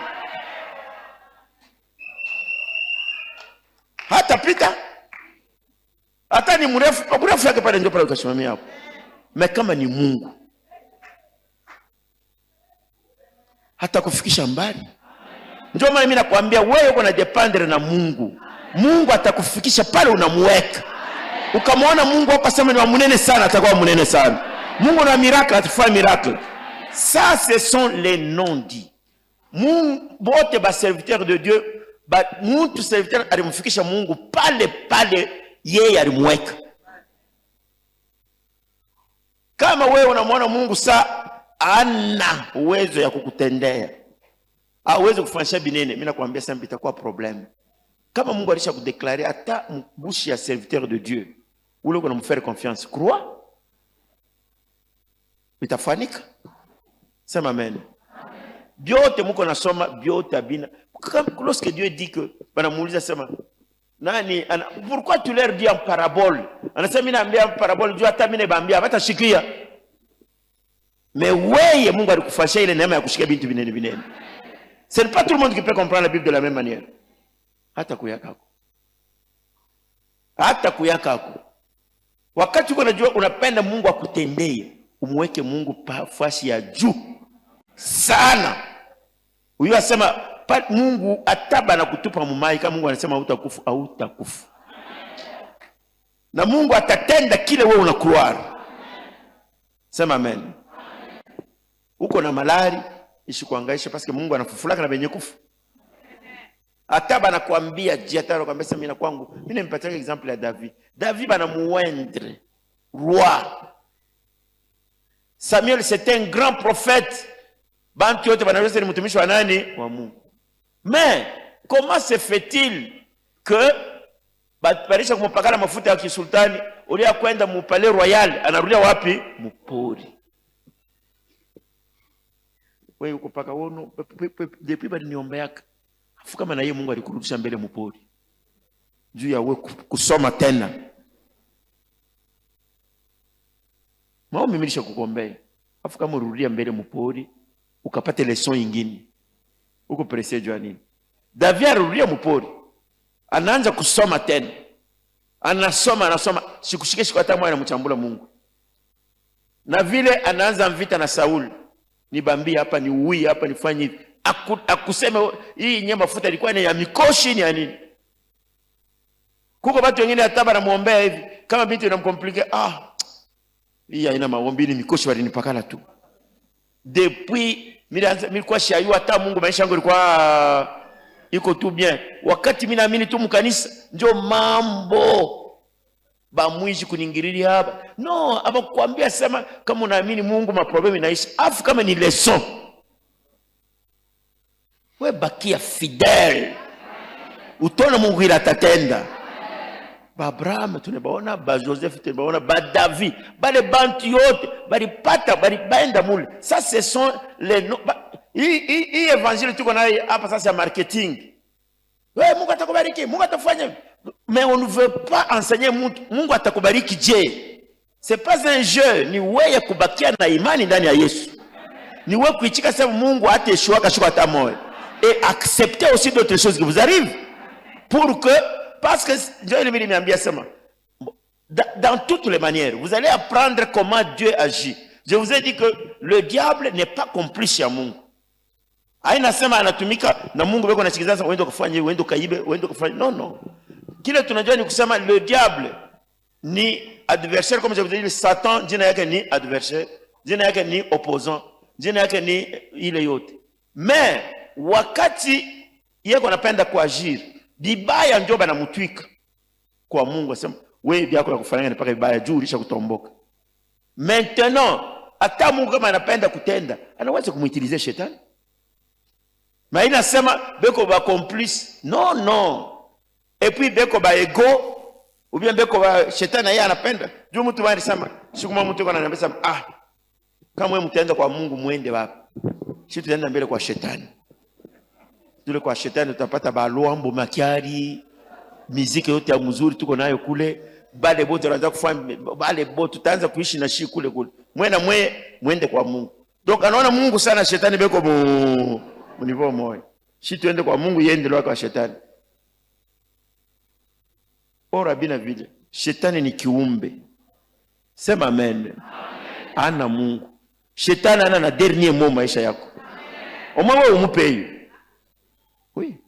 Na Biblia inasema kama par exemple unamwachia ile liberté ya kusema atenda atatenda. On lui a donné le pouvoir sur les un quart. Anaweza kutenda ataua bantu. Juu kama shetani aliua kufuatana paka na Mungu. Eko na uwa bajanje banani bapumbafu banaweta je. Bale ba show kuyua kintu. Ndio shetani eko na uwa. Ndio maana Biblia inatuambia sema kumwisho ata mai bateyombaka bale bantu baliu. Et puis la mort va passer en jugement. Kama mort akuwe bibaya atapita ku jugement je. Manaka aliua bale abastahili kufanya nini? Kufa. Babumbafu, bajinga, bale beko ni chikechika. Il y a des gens qui meurent comme ça. Wewe usikufe vile. Kuko bantu Mungu alimbariki sana ni mtu akuishi maisha tu ya bien, mais shetani anamwiba ile benediction. Juu ya bujinga. Toa yako franga shetani hawezi kucheza nayo. Na Mungu kama anakubariki atakupa franga tapa la kuyu. Atakufanyisha maisha kufuatana vile wewe unapenda. Sema amen bikufanikie. C'est là où nous disons qu'il y a les non-dits. Kuko bitu bingine aute bishikiaka. Oh, banandika wapi Bible? Laissez cette histoire-là. Banandika wapi? La Bible nous dirige, mais l'Esprit Saint est qu'on est honnête. Kuko bingine unashikia vile unakwambia hivi unabifuata binakufanikia. Mettez en pratique. Kuko exemple mingi. Mais aujourd'hui, je voudrais que uyu asema bintu yote bile mnajua quand Dieu veut agir, il agit à partir du néant. Ana na besoin ya njia fulani. Eli banamuletea vyakula anakula kuko korbo. Bilanza kutoka wapi? Il y a les gens qui vont vous dire non, unaona kumbingu kule kunaweza kuwa kuko na yo mugini paka hivi. Bile bintu ni bintu binaweza kuexister. Unaona Mungu sa muntu mwenye kuikala hivi. C'est vrai, il y a les anges, il y a ceci. Ce sont des esprits. Ni vie ingine ile waweza hata kumaîtriser. Hauti maîtriser. Mais kama unapenda kuiona sema kuko kule beko unapika na bukari na mimi ndio kule korbo anaanza kubeba na kwa kupeleka huko. Ninakwambia hapana.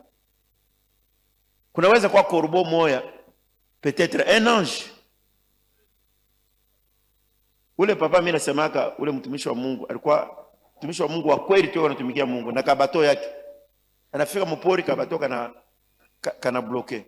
Kana pasuka. Mai inaanza kuingia Mungu. Anamuomba Mungu, "Unitumie malaika." Ba malaika bobo banayala kule bana na kitu kinafanya. Tu malaika kwa ni toshi. Anaria. Kipande helicopter papa iko napitia pale. Anaangalia. Helicopter inashuka. "Papa, vous avez un problème là-bas, on peut vous aider?" "Hapana. Shina na mambo, wende, Mungu akubariki." Ule wa helicopter anapita, yana bakia paka, "Baba Mungu. Malaika wako mbinguni kwa nitosha hapo. Mimi napenda malaika wako." Ile wanatosha paka maya. Haone tena kabatoke kingine kwa nani kufanya kaangiza. Depuis tulikona pale uko na problem. Tukutosha. "Hapana. Mungu amebariki shina na mambo." Inaenda. Na sasa yana bakia anakufa. Anafika kwa Mungu. Nakutana ba malaika bana anasema, "En tout cas, Baba Mungu, mimi na regrete sana. Aba ba malaika bote ba sheribe bana kuyala hapa, unashindwa tu kutuma moyo. Enda kanitosha ile fashi mimi nakuya." Mungu asema ikala tu pale, anaita Bwana moyo pale, malaika kuya anakuya. Simiri kutuma wapi? Nituma mu Tanganyika mule. Mulaki Tanganyika. Unaenda kufuata nini? Ni kufuata lambalamba. Unifuata mimi Mungu anamuuliza sema, "Ulienda na nini?" Sema, "Nilienda na helicopter." Ni wewe ndio umeona helicopter pale.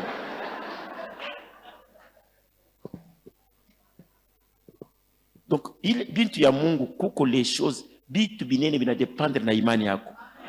Bunene bwa imani yako ndio bunene bule Mungu atatenda. Mimi nasema bunene ya mulango ndio bunene ya motoka ya kwenda kuingia. Hautabeba kamnyo ingie pale. Kama unapenda ingie nenepesha nini? Mulango. Nenepesha imani yako.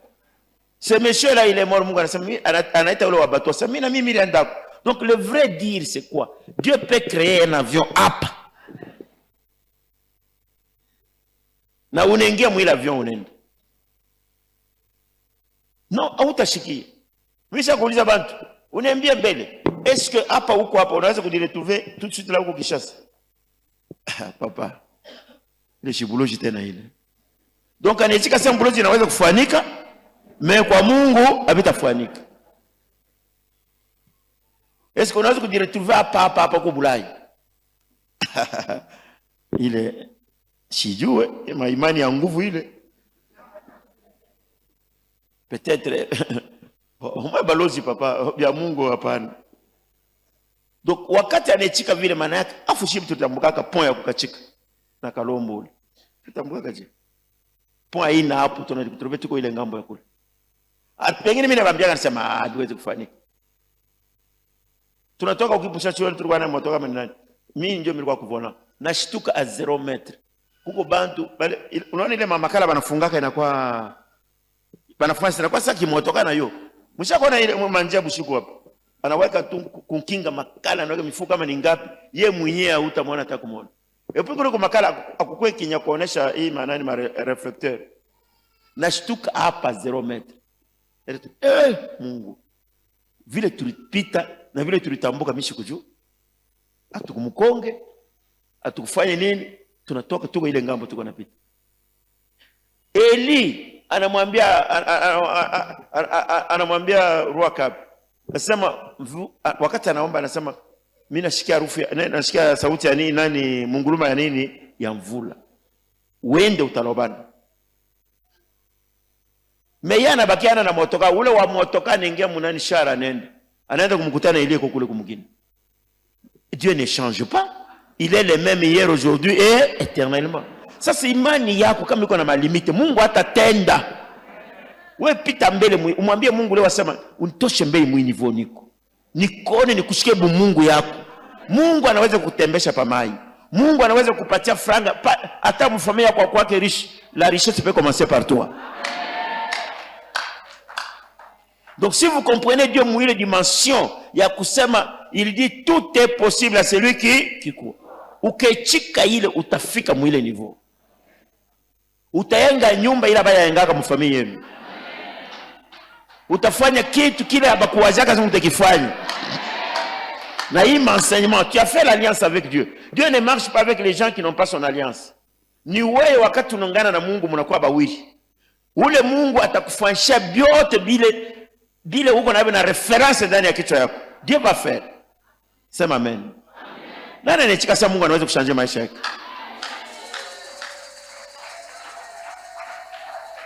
Napenda nione ule anachika sema Mungu eko capable ya kushanje vie yake. Mnayua, je prends Dieu à témoin. Mwikali, mimi napenda kubeba Mungu à témoin. Mimi niko mtumishi wa Mungu. Sina mfumu, sina mloji, sina na lawa niko nayo ni Mungu tu. Na mimi napenda hivi niko nafanya leo bifanike ndani ya maisha yako. Parce que mimi nishakuona bantu maisha chini. Unamwombea inashanje banasema anabamba lao. Kama una croire que Mungu yuko capable ya kukutunza, atakutunza. Shetani ana capable ya kuampeshe Mungu, ana nayo. Ni kiumbe tu sawa. Na kama anafanya iko na malimiti, Mungu anaweza kumwambia msifanye, hatafanya. Sasa hapana kumpandisha shetani kabisa. Hapana kupandisha baloji sana. Hapana kuona bantu sasa bana ni block. Hapana mambo hata mikoshi. Même la malédiction elle n'existe pas. Malédiction ni wakati wewe unafanya nini unaichika. Mimi nakuonesha basi, eske unaona fashi Mungu adimodire muntu? Yeye mabrui bila alifanyaka ndio banakosana na muntu.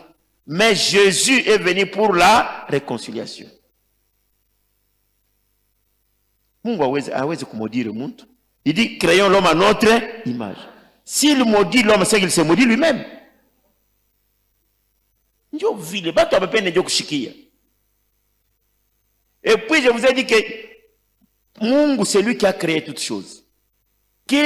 Donc même la toute possibilité qu'il y a que Mungu aliumba yeye moyo. Créons l'homme à notre image. Parce que hawezi kudomine kintu kila ukufanya. Ndio mimi naambiaka bantu, unaona mtoto wa benye, hata kuna bukala mushikani, unapenda kumkonseye na mareserve. Jua na mtoto yako. Hata ni wa ndugu yako. Hata ni wa dada yako, hata ni wa mkubwa yako. Hapana makomportement yako village. Wewe uyasema njoo baba yako njoo nani? Wakupiana na héritier. Hata mkubwa kama anakufa, unatempiana nani?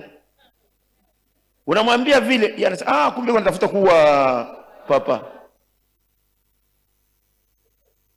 Ndio. Nimpata historia paka yetu ya mshakamena ibadi tuambia kama ni ya kweli. Anasema mloka yake papa anakuja kwa nyumba. Anatoka ku village. So kanapenda oneshe ile ya kuonesha mimi njoo kama anakuwa Mari. Au yapiga na Isa, njoo nini vile kichwa nguvu. Au yasemilisha kuyapa. Alipiga bukari wewe. Unaona huku ni kwenu huku. Ye Maria anajua sema ni Busemeki. Tutoto tunasema huyu mtu anakuwa kama anakuwa hapa nipa kuchambula mama, nipa kufoka ni nani na yeye. Maria anapiga bukari anakuwa anamwekea. Kesho kama nifika hapa busubuhi nikutane bukari ya. Anatoka anaenda. Siku nyingine anakuja makelele paka bila. Mari! Hakuna maya kunao. Kumbe mtoto tuko tunamwangalia sema huyu mtu na yeye anafanya vakansi yake anaenda. Siku nyingine ni myomba yake sasa mloka yake ya bibi wewe mkubwa yake anakuja. Dada yambo nije wanacheka. Habari tule tutoto myomba tunakuwa sasa huyu mtu yuko wa bien par rapport ya huyu mwingine anakuyaka hapa huyu. Alors maintenant siku banakuwa kufika sasa ensemble wale watoto wanaanza kufanya kama anaweka bukari. Wanasema mwende mkaite baba yenu mloko.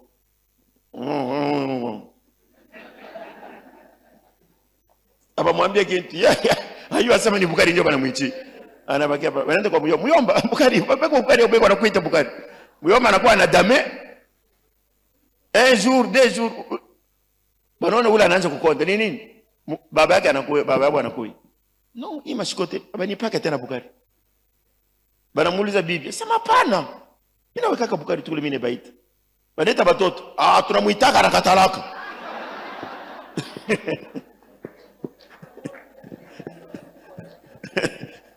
Kama tunamuita haiko na katala. Sasa ule anakudaga ni paka muyomba. Muyomba anamuita anakuya, yeye iko na katala. Donc ile yote ni kusema nini? Kintu kile wao kufabrike, hauna nako na pouvoir. Ndio maana Mungu anaumba mtu. Créons l'homme à notre image, qu'il domine sur ce que nous avons créé. Wewe vile vitu Mungu aliumba vyote ni vyako. Franga ni yako. C'est vrai, parce que franga inatoka kwa vile vitu Mungu aliumba. Tu as le pouvoir sur toutes choses. C'est comme ça qu'il a créé. Donc toi tu ne peux pas aweze kuona kitu hata nyoka hata nani ukamfogea atashikia. Je vous dis la vérité. Hata accident ikapanda kufanyika unasema stop, itashimama. Parce que vyote ni Mungu aliumba na kupa abio nini pouvoir. Wewe uko Mungu. Dieu t'a créé à son image pour que tu domines. Mtoto ana wako hata kuheshimia. Kama simba ana wewe hata bantu wenyewe babulebula hapo. Banasemaka je? Hata simba kama ana sasa ukashimama kama ngani macho anashimama na yeye.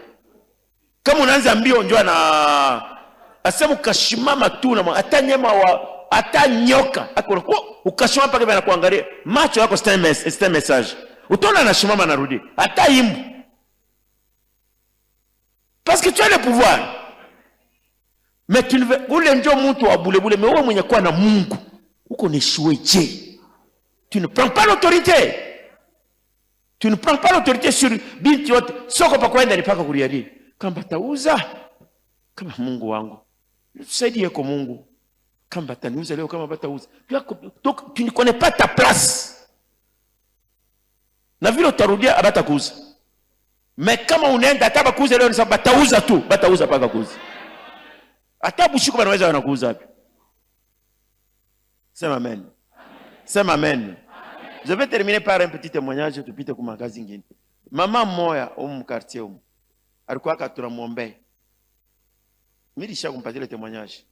C'est que bintu binamkomplike. Aliuza tumabito yetu abauze tunakauka tunakuwa sama mapapa abamuze tena. Anaria anakuwa baba uniombeyeko. Mina mwambia sema nous sommes des créateurs de miracles. Sema amen. Hapana kuniona hivi je suis créateur de miracles. Même créateur de riches. Ndio. Mina mwambia sema paka vile nani ule mtumishi wa Mungu alimuuliza kule bibi wa profeta sema uko na nini kwako? Mama uko na nini? Baba sina kintu. Tumasamaki miluzaka tote tulisha kwa hivi. Hakuna wauguzi. Ninaomba sasa tutakuombea Mungu atakusaidia. Tunamuombea nene. Anafika kule. Sabi ya mambo vula inaanza paka mule muyu. Ye na ye kabushingishika na mbamba ningia munyumba. Tumabito toto tunalobana inji. Tunalobana tote tule vile alituweka inji tunalobana. Analamuka, oh Mungu wangu. Maombi yenyewe banaomba bitote binarabika hivi je. Kumbe ile mvula inaendelea ti 19h. Bakwenda kuuza vyakula binakuwa complicated. Tule tubitoyo tulenenepa na mvula. Kalikuwa hivi sari papa kote kana vimba kana. Ile mvula inanepesha bitoyo vyote inakuwa bia binene. Mwingine mtu anapita pale asema no. Kule bana ushaka tu. Mama muyoko fresh hapa bana ushaka mboka mvula leo kule kwa ule mama. Naenda kule anakuta bitoyo angalia bitoyo bunene. Anampomba bei ule anabeba. Anaenda anamweza yake asema wewe nini nasema kule njoo kuko bitoyo. Bitoyo vyote vinaisha paka bule bushuku moyo moyo. Anapata franga 2 fois 3 fois kupita ile nyari dépenser. Busubuhi anakuwa anacheka. Papa unayua leo. Pale mimi natoka hapa mvula ananiraconter histoire yasema bia Mungu anaweza kushanja hata kitu à la dernière minute. Kile uko naona wewe saa mateso ile pengine haina mateso. Kitakufikisha kubizuri. Wewe il faut ukwe positif, sema positif. Wewe unepaka bizuri. Bizuri ndio bitakufuata. Hii kanisa haina kanisa ya kuriaria. Hata unaria utafanya kitu. Unaweza unaria utapata mo nini? Non. Fais ce que moi je te dis. Sois positif. Hata ulifanya kitu, hata ulianza kuyanga nyumba, hata ulifanya nini, inastope haina mambo. Wewe wajute paka Mungu pa ile Bila atafanya ndio utashituka sasa.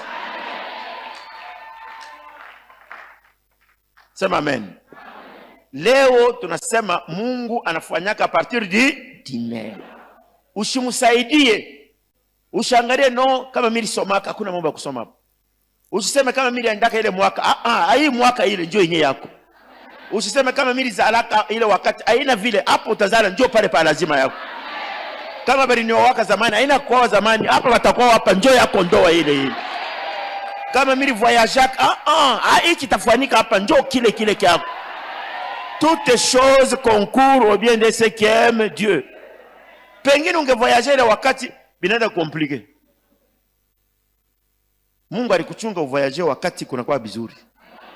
Pengine baingekuwa kwa ule bwana, pengine Isai kama ulishakufa. Ubia yeye ule bwana alikufa atakufa. Unarudia tena mateso mengine. Hata bwana anakatala, est-ce qu'il y a un problème? Ule anakatala ni bwana ana Mungu ndio anakatala. Na yeye Mungu alikukatala? No. Unabakia kichwa kuna kuluma, bwana nikatala, ni mbulozi ya mfamilia. Jo bintu ile biko ni miua.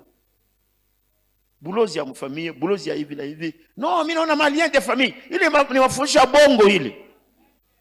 On nous dit l'âme qui pêche, c'est l'âme qui mourra. Hapana kufuata. Bana sema no, ule anasema ni nani? Mimi nakwambia sema si tu es positif. Abraham alikuwa positif. Hata anaenda kuwa mtoto alibakia kwa positif. Kila aliomba Mungu alimpatia. David alikuwa positif. Hata alibakia mpori alikuwa paka positif. Joseph alikuwa paka positif. Esther ule aliwakasa Esther atatoka mu familia ya chini ya buchafu ya huissier ya garde enda akafika mu est-ce que Esther hata mkichwa kaliwaza akasema anaweza kuwa maisha mzuri. Baba na mama balisha kufa. Wenda kuikala kwa muyomba kama ni sentinelle. Espoir kani ilikuwa mu maisha ya nani? Hakukuwa hata ministre. Hakukuwa hata policier. Ni wa kusimama kwa mlango tu. Angalia vile Mungu alienda kumtosha. Maisha yako nadhani iko mzuri kupita Esther. Mungu kama anapenda kunyanyua atakunyanyua kupita pale. Sema amen. Mimi napenda tuombe leo Mungu afanye miracle a partir du néant. Usimuulize kitu. Umwambie hivi niko fanya vile unapenda kufanya. A partir du néant, a partir ya munganga ashintervenir, wa franga ashintervenir, Mungu akupe franga yeye moyo. Donc hata uko na nduku wa kupatia franga, Mungu alimugusa yeye ndio akupatie franga. Hapana wewe leo hii maombi ya leo uende tena kwa mtu hivi na hivi. No. Hata ulikuwa na malari, acha mbele shuka leo ufanye nini? Ipite. Tuone kama Mungu atatenda miujiza. Ce soir Dieu va faire quelque chose. Parce qu'il fait tout à partir du néant. Hata unatafuta raison kani Mungu atakushikiaka. Kama alikuwa kushikia angemshikia Moizi. Kama alikuwa kushikia angeshikia ile mti asema mimi hii mashiko aina ya manani yani. Kama alikuwa kushikia angeshikia bitu ya mingi. Mais Dieu n'écoute pas parce qu'il a tout entre ses mains. Bale wote wanariaka mshwaza wanariaka sababu mbafu no. Ataria mais Mungu ne lui donne pas raison. Elle a l'existence. Anaita mvula. Lui il était convaincu. Ndio maana wanasema anaenda turi ya kwanza anarudi hakuna. Turi ya pili hakuna. Yeye kusema haitakuwa yako. Lui il avait la confiance que itakuwa yako. Wakati anaona tu kakawingu kaloko. Il a dit non, vula inafanya nini inakuwa. Mimi wakati unaomba mimi nasema tuombe mena kama uko na douleur. Ukashika ile douleur inatoka. Hata kidogo, crois déjà ton miracle. Sasa mwingine atasema no, sasa mimi shashikia mzuri kabisa. Hakuna mambo ya kushikia mzuri kabisa. Tu es wewe ndio uko na ile clé yako. Est-ce qu'on s'entend très bien là-bas? Wakati anaona paka kadi wingu kaloko anamwambia akabasema wendi. Donc il était très convaincu. Le grand problème est que wakati uko naomba wewe moyo ukwe convaincu ya kile uko naomba. Usifuate mtu akwambie, nous notre faiblesse inapasha prophète akwambie. Inapasha mtu fanya akwambie sana mimi nakuona hivi. Non, laissez ça, prenez les choses en main. Sema amen. Ichika ile mitakwambia vitafanyika. Donc on appelle tout à l'existence. Les grands serviteurs de Dieu. Batoto wote ya Mungu banguvu banaombaka. Mungu anaomba Mungu na Mungu anatenda. Wewe ichika umwombe Mungu asema leo mimi napenda a partir du néant. Maisha yangu yaanze. Kama ni franga yaanze a partir du néant. Kuko watu wengine wanapata franga ukamuuliza ulipata wapi hiyo hata kuyu. Ni paka saa mizari hivi tu anaanza kitu kaloko anashtuka anakuwa milionea. Kuko bengine maisha ilikuwa compliqué kwa malari kila siku. Anashtuka malari inaisha hiyo hata ishaka siku fulani. Ayuwe. Kuko bengine alizala watoto saba mtu wote anaona watoto yake biko nenda kuendelea tu. Bote banabarikiwa. Wewe hapana kuanvia paka bengine. Travaille dans ta maison à toi. Sema amen. Kuko bengine nabo anazala batoto ni yeye na batoto banakuwa ba enemy. Donc auyo kile ulifanya. Donc ulizala mtoto kwa enemy wako. Kisha sema Mungu hapa anakubariki. No. Ubia unazala mama yako na baba yako banakuwa ba enemy. No. Ile bintu ndio biko nimebloquer. C'est-à-dire ndio mimi nasema journée ya kesho kama tunakuya. Hapa tulienda mbele facette ya kwanza ya kusema tuliyosema Mungu ana egale kwa nani kwa shetani. Abana ba concurrent. Mungu ndio patron. Aba bote ni bantu beko natumika. Mungu anaweza kumwambia fanya anafanya, acha anaacha. Hata shetani. Na kuyobu kubwa ya Mungu asema s'il va agir, il agit, ana besoin na mtu amsaidie. Il a créé la terre et le ciel à partir ya boule. Il n'y avait rien. Il a créé. Anasema yuwa ikuye kwa yuwa na kuyako. Kama anasema wewe upate, utapata paka kupata. Parce que vile alisemaka yuwa ina kwa sema yuwa kuya yuwa inafanya nini inakuya. Donc tu dois comprendre ça na kuichika hili.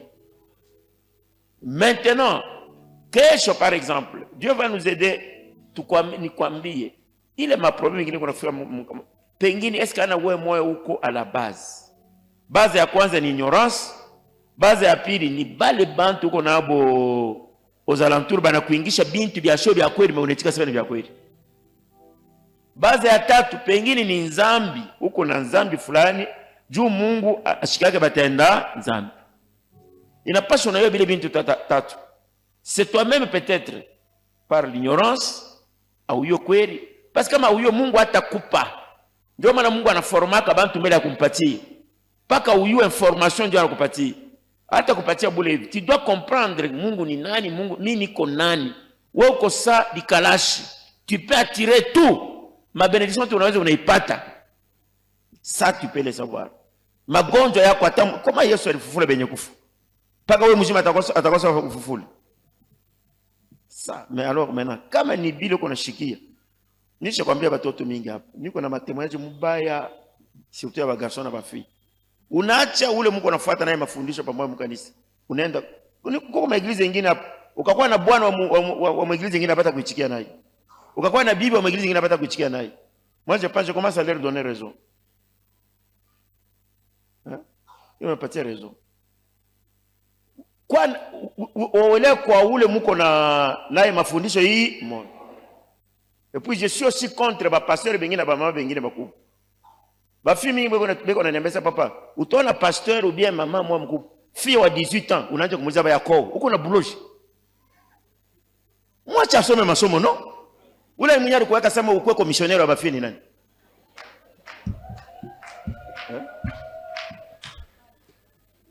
Nikaprendre tena hata sema pasteur fulani alimwambia fille wa 18 ans 20 ans sema mimi napata wana kukooa.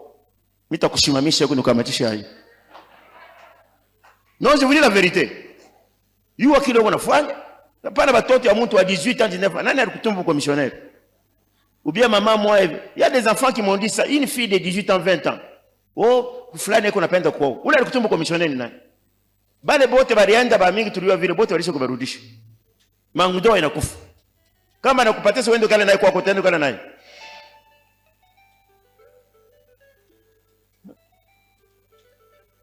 Je ne veux plus entendre ça. Acha batoto wasome masomo. Mtoto kama anasoma yuko libre. Biarabike, ifike nini atajua kuliplanda yeye moyo en charge. Mais unatosha mtoto anatoka kama ni muhimateka ni no fulani anapenda kwao. Bana uona 18 ans hii mashuku. Anayua nini ule 18 ans? 20 ans. Oh, mimi napenda, mimi naona mtu fulani anakupenda. Kama mtoto ananiambia sema ni fulani hata ni mama wa kanisa mimi nitakuita nikupitie kumbele huko. Hata ni pasteur pita mbele kumbele. Balikupa commission. Utaitapika kazi yako.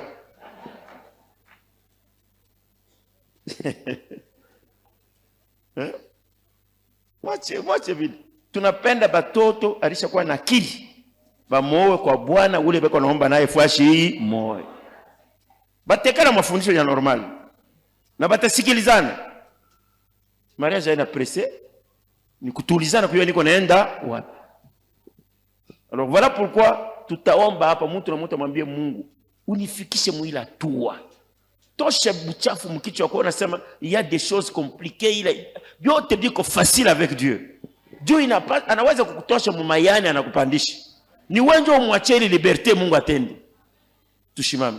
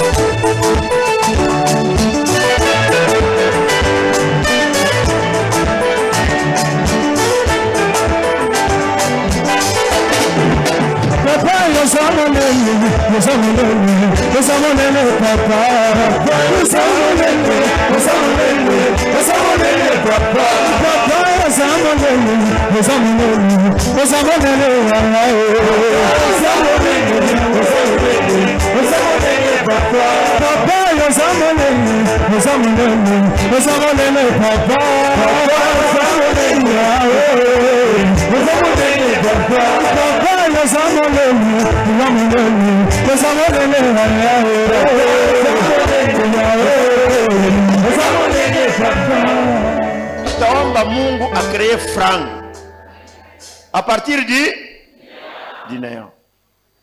Uko na poche yako, utaweka mkono mposhi. Uko na sake yako, weka mkono musaki. Niko na matemoya kama nasema bengine atasema ni ya bongo. Niko na bantu banaenga manyumba mu Lubumbashi mjua mafundisho ya kuradio bule tu. Bana kuita papa kwa one nyumba yangu. Mimi naanza kufuata tu. Anakuambia hivi nalipata. Mweba mingi mwenye kwa ambarikiwe je panake bainja biko nabarikiwe. Weka mkono yako kama ni mposhi, kama ni musaki yako, umwambie Mungu, umwamuna kintu meyaja amo franga. A partir du néant ukwe na franga. Franga ina ya shetani. Shetani haya umbaka kitu akimo. Shinjo beko besoin na franga. Tuko besoin na franga kutumikia nayo Mungu. Tuko besoin na franga ya kusomesha nayo batoto masomo. Sasa wewe upende unaona mtu anapata franga haina malawa. No, est-ce que Mungu anataka franga? Leo mwambie Mungu aseme j'ai besoin de l'argent. Apana kwenda par quatre chemins. Tu as besoin de quoi? De l'argent. L'argent répond à toi après tout. Kama uko na franga hata santé. Kuko wengine wako nakufa hapa jua malari kiloko tu. Bana mwamba tu 50,000 kama ni kuuza damu ana nayo. 100,000 ana nayo. Bana mwamba franga kama ni 400,000. Mwingine operation kama bibi kama ni pakuzara no nani kama ni césarienne leta 400 ana nayo bibi anakufa. Donc il ne faut pas qu'on a franga ça kintu kibaya, omba Mungu akupe franga. Nous allons parler, nous sommes des hommes de Dieu. Na tunasema Dieu est grand, ana mtu wa kumcomparer naye. Hata kwa mtoto kiloko Mungu atakupa franga tu. Est-ce qu'on peut prier? Prenez l'autorité, priez, appelez l'argent ingie ndani ya maisha yako. Priez. Hapana kusikia haya, prie, demande l'argent, argent ingie ndani ya maisha yako, que tu puisses avoir l'argent. Tu as droit à l'argent. Tunasema hivi. Usikometre erreur ya kumdirije Mungu, kumwambia mimi napenda franga ingilie fashi fulani. Mungu anaweza kuingisha franga mu modeli yote anapenda. Hata mu marchandise unafanyaka, hata mtu, hata operation kani, wewe sema franga. Hapana kumuonesha Mungu njia franga itafanya nini itaingia. Ila manja yote ni ya Mungu. Nyingine inaweza kuingilia hata njia ile wao kuanza kuwazia. Na mimi napenda a partir ya hapa sasa hata unaiwa kwa rich haina paka huko na franga mposhi. Rich ni kwa nayo a partir ya mkichwa. Mimi napenda hapa ulikonsidere kama mtu yuko na franga. Hata mu nyumba muna kintu. Hata muna tana 1 franc. Kumbingu kulikuwa kuko wazi, nani prophète ile konaona mvula, anaita mvula inakuyako.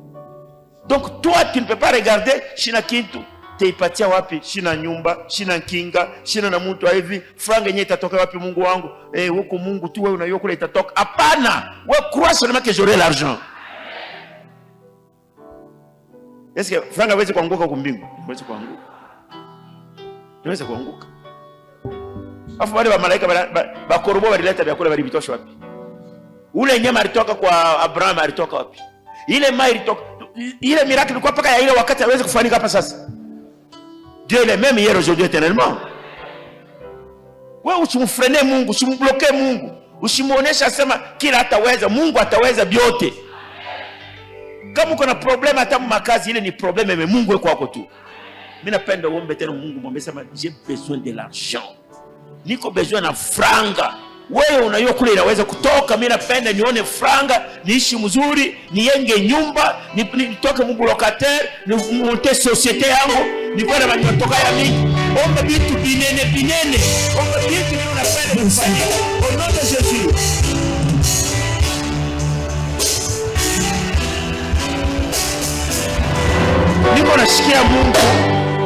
Niko nasikia Mungu eko na niambia ke bantu batabarikiwa. Niko na lapa mbele ya Mungu. Tu dois être béni toi aussi. Hapana kujibloquer. Uliache Mungu afanye kazi yake. Ulibere sema Mungu nifanyishie. Mungu kama unamwona munene atafanya tu. Je sens moi que vous avez besoin de l'argent. Mimi napenda ubarikiwe.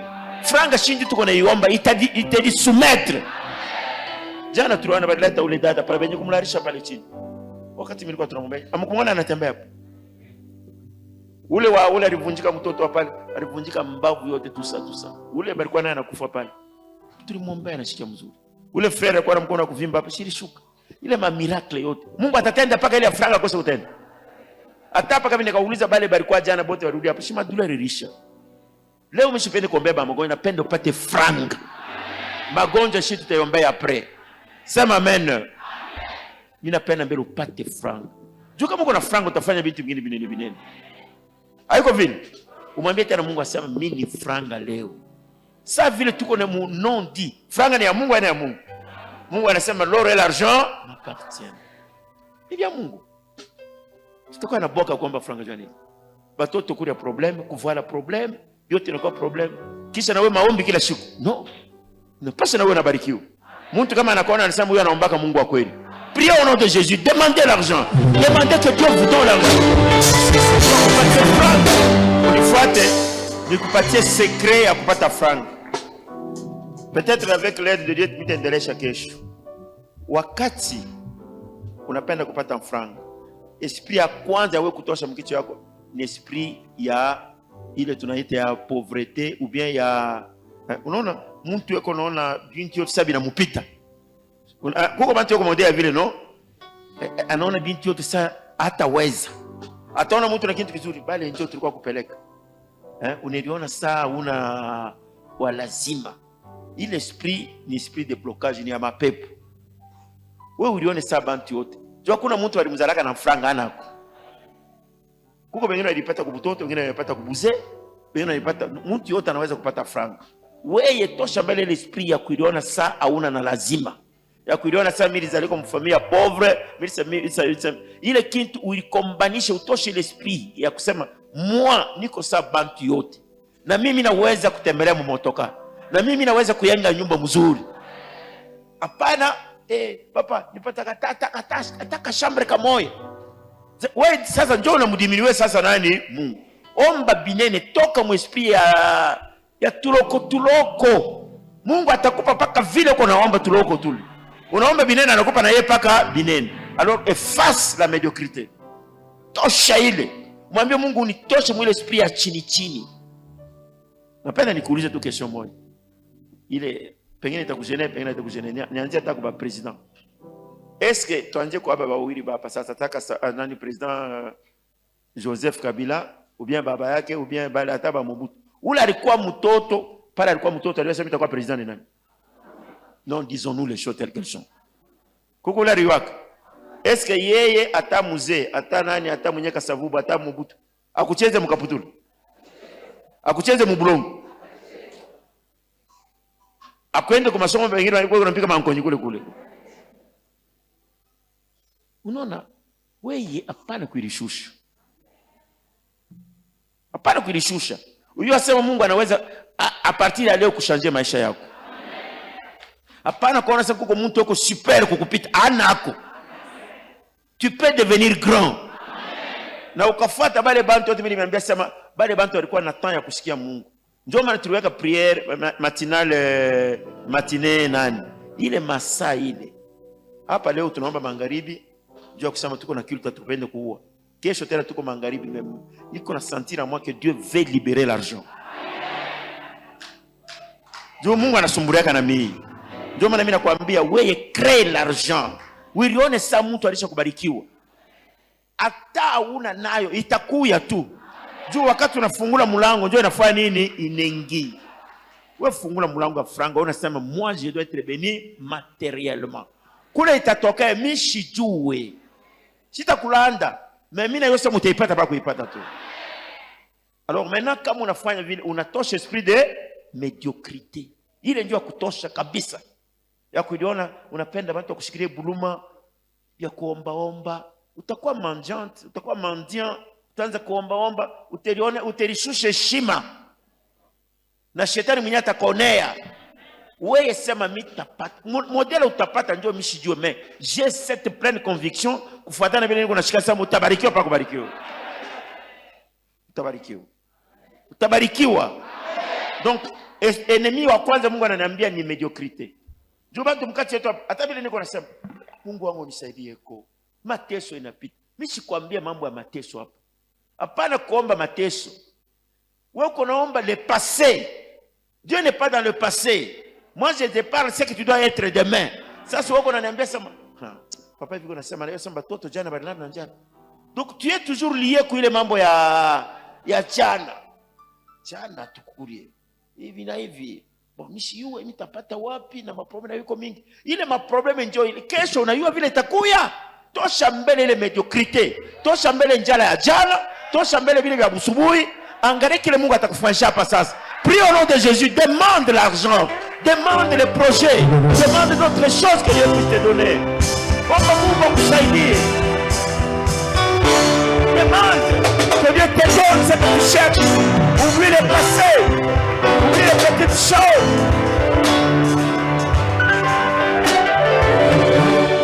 Maintenant, weka sasa mkono ile fasi milisema niombe franga ingi. Ichika hii maombi niko naomba franga itengia mposhi. Uione, usione, wewe fanya nini? Ichika. Kesho je vais entrer en dimension des non-vus na muna kani franga Mungu anaifanyaka inaingia ndani ya mposhi ya mtu. Utebisoma, utechika. C'est écrit. Unayo comment Dieu peut bénir quelqu'un. Parce que la bénédiction appartient à Dieu. Na kama anakubariki anakubariki. Mais kushikwe barrière ya kumwempêcher. C'est ça le problème. Mais kusema sasa mtu abarikiwe, ça c'est la volonté de Dieu. Mungu anapenda mtu yote aishi mzuri. Kama ingie c'est qu'il y a un problème. Et le problème tunapenda kuionyesha mzuri, mais nous devons d'abord connaître. Hii tunatosha leo esprit de médiocrité ni barrière ya kwanza. Juu Mungu kama anapenda kubanira anakutana kinani barrière mishipataki. Haitengia. Itengia franga itengia je. Wewe unasema upataki. Ubia mimi bintu abiendekaki. Mimi unajua papa bile biote tosha ubakie sasa wazi. Fungula ile mulango.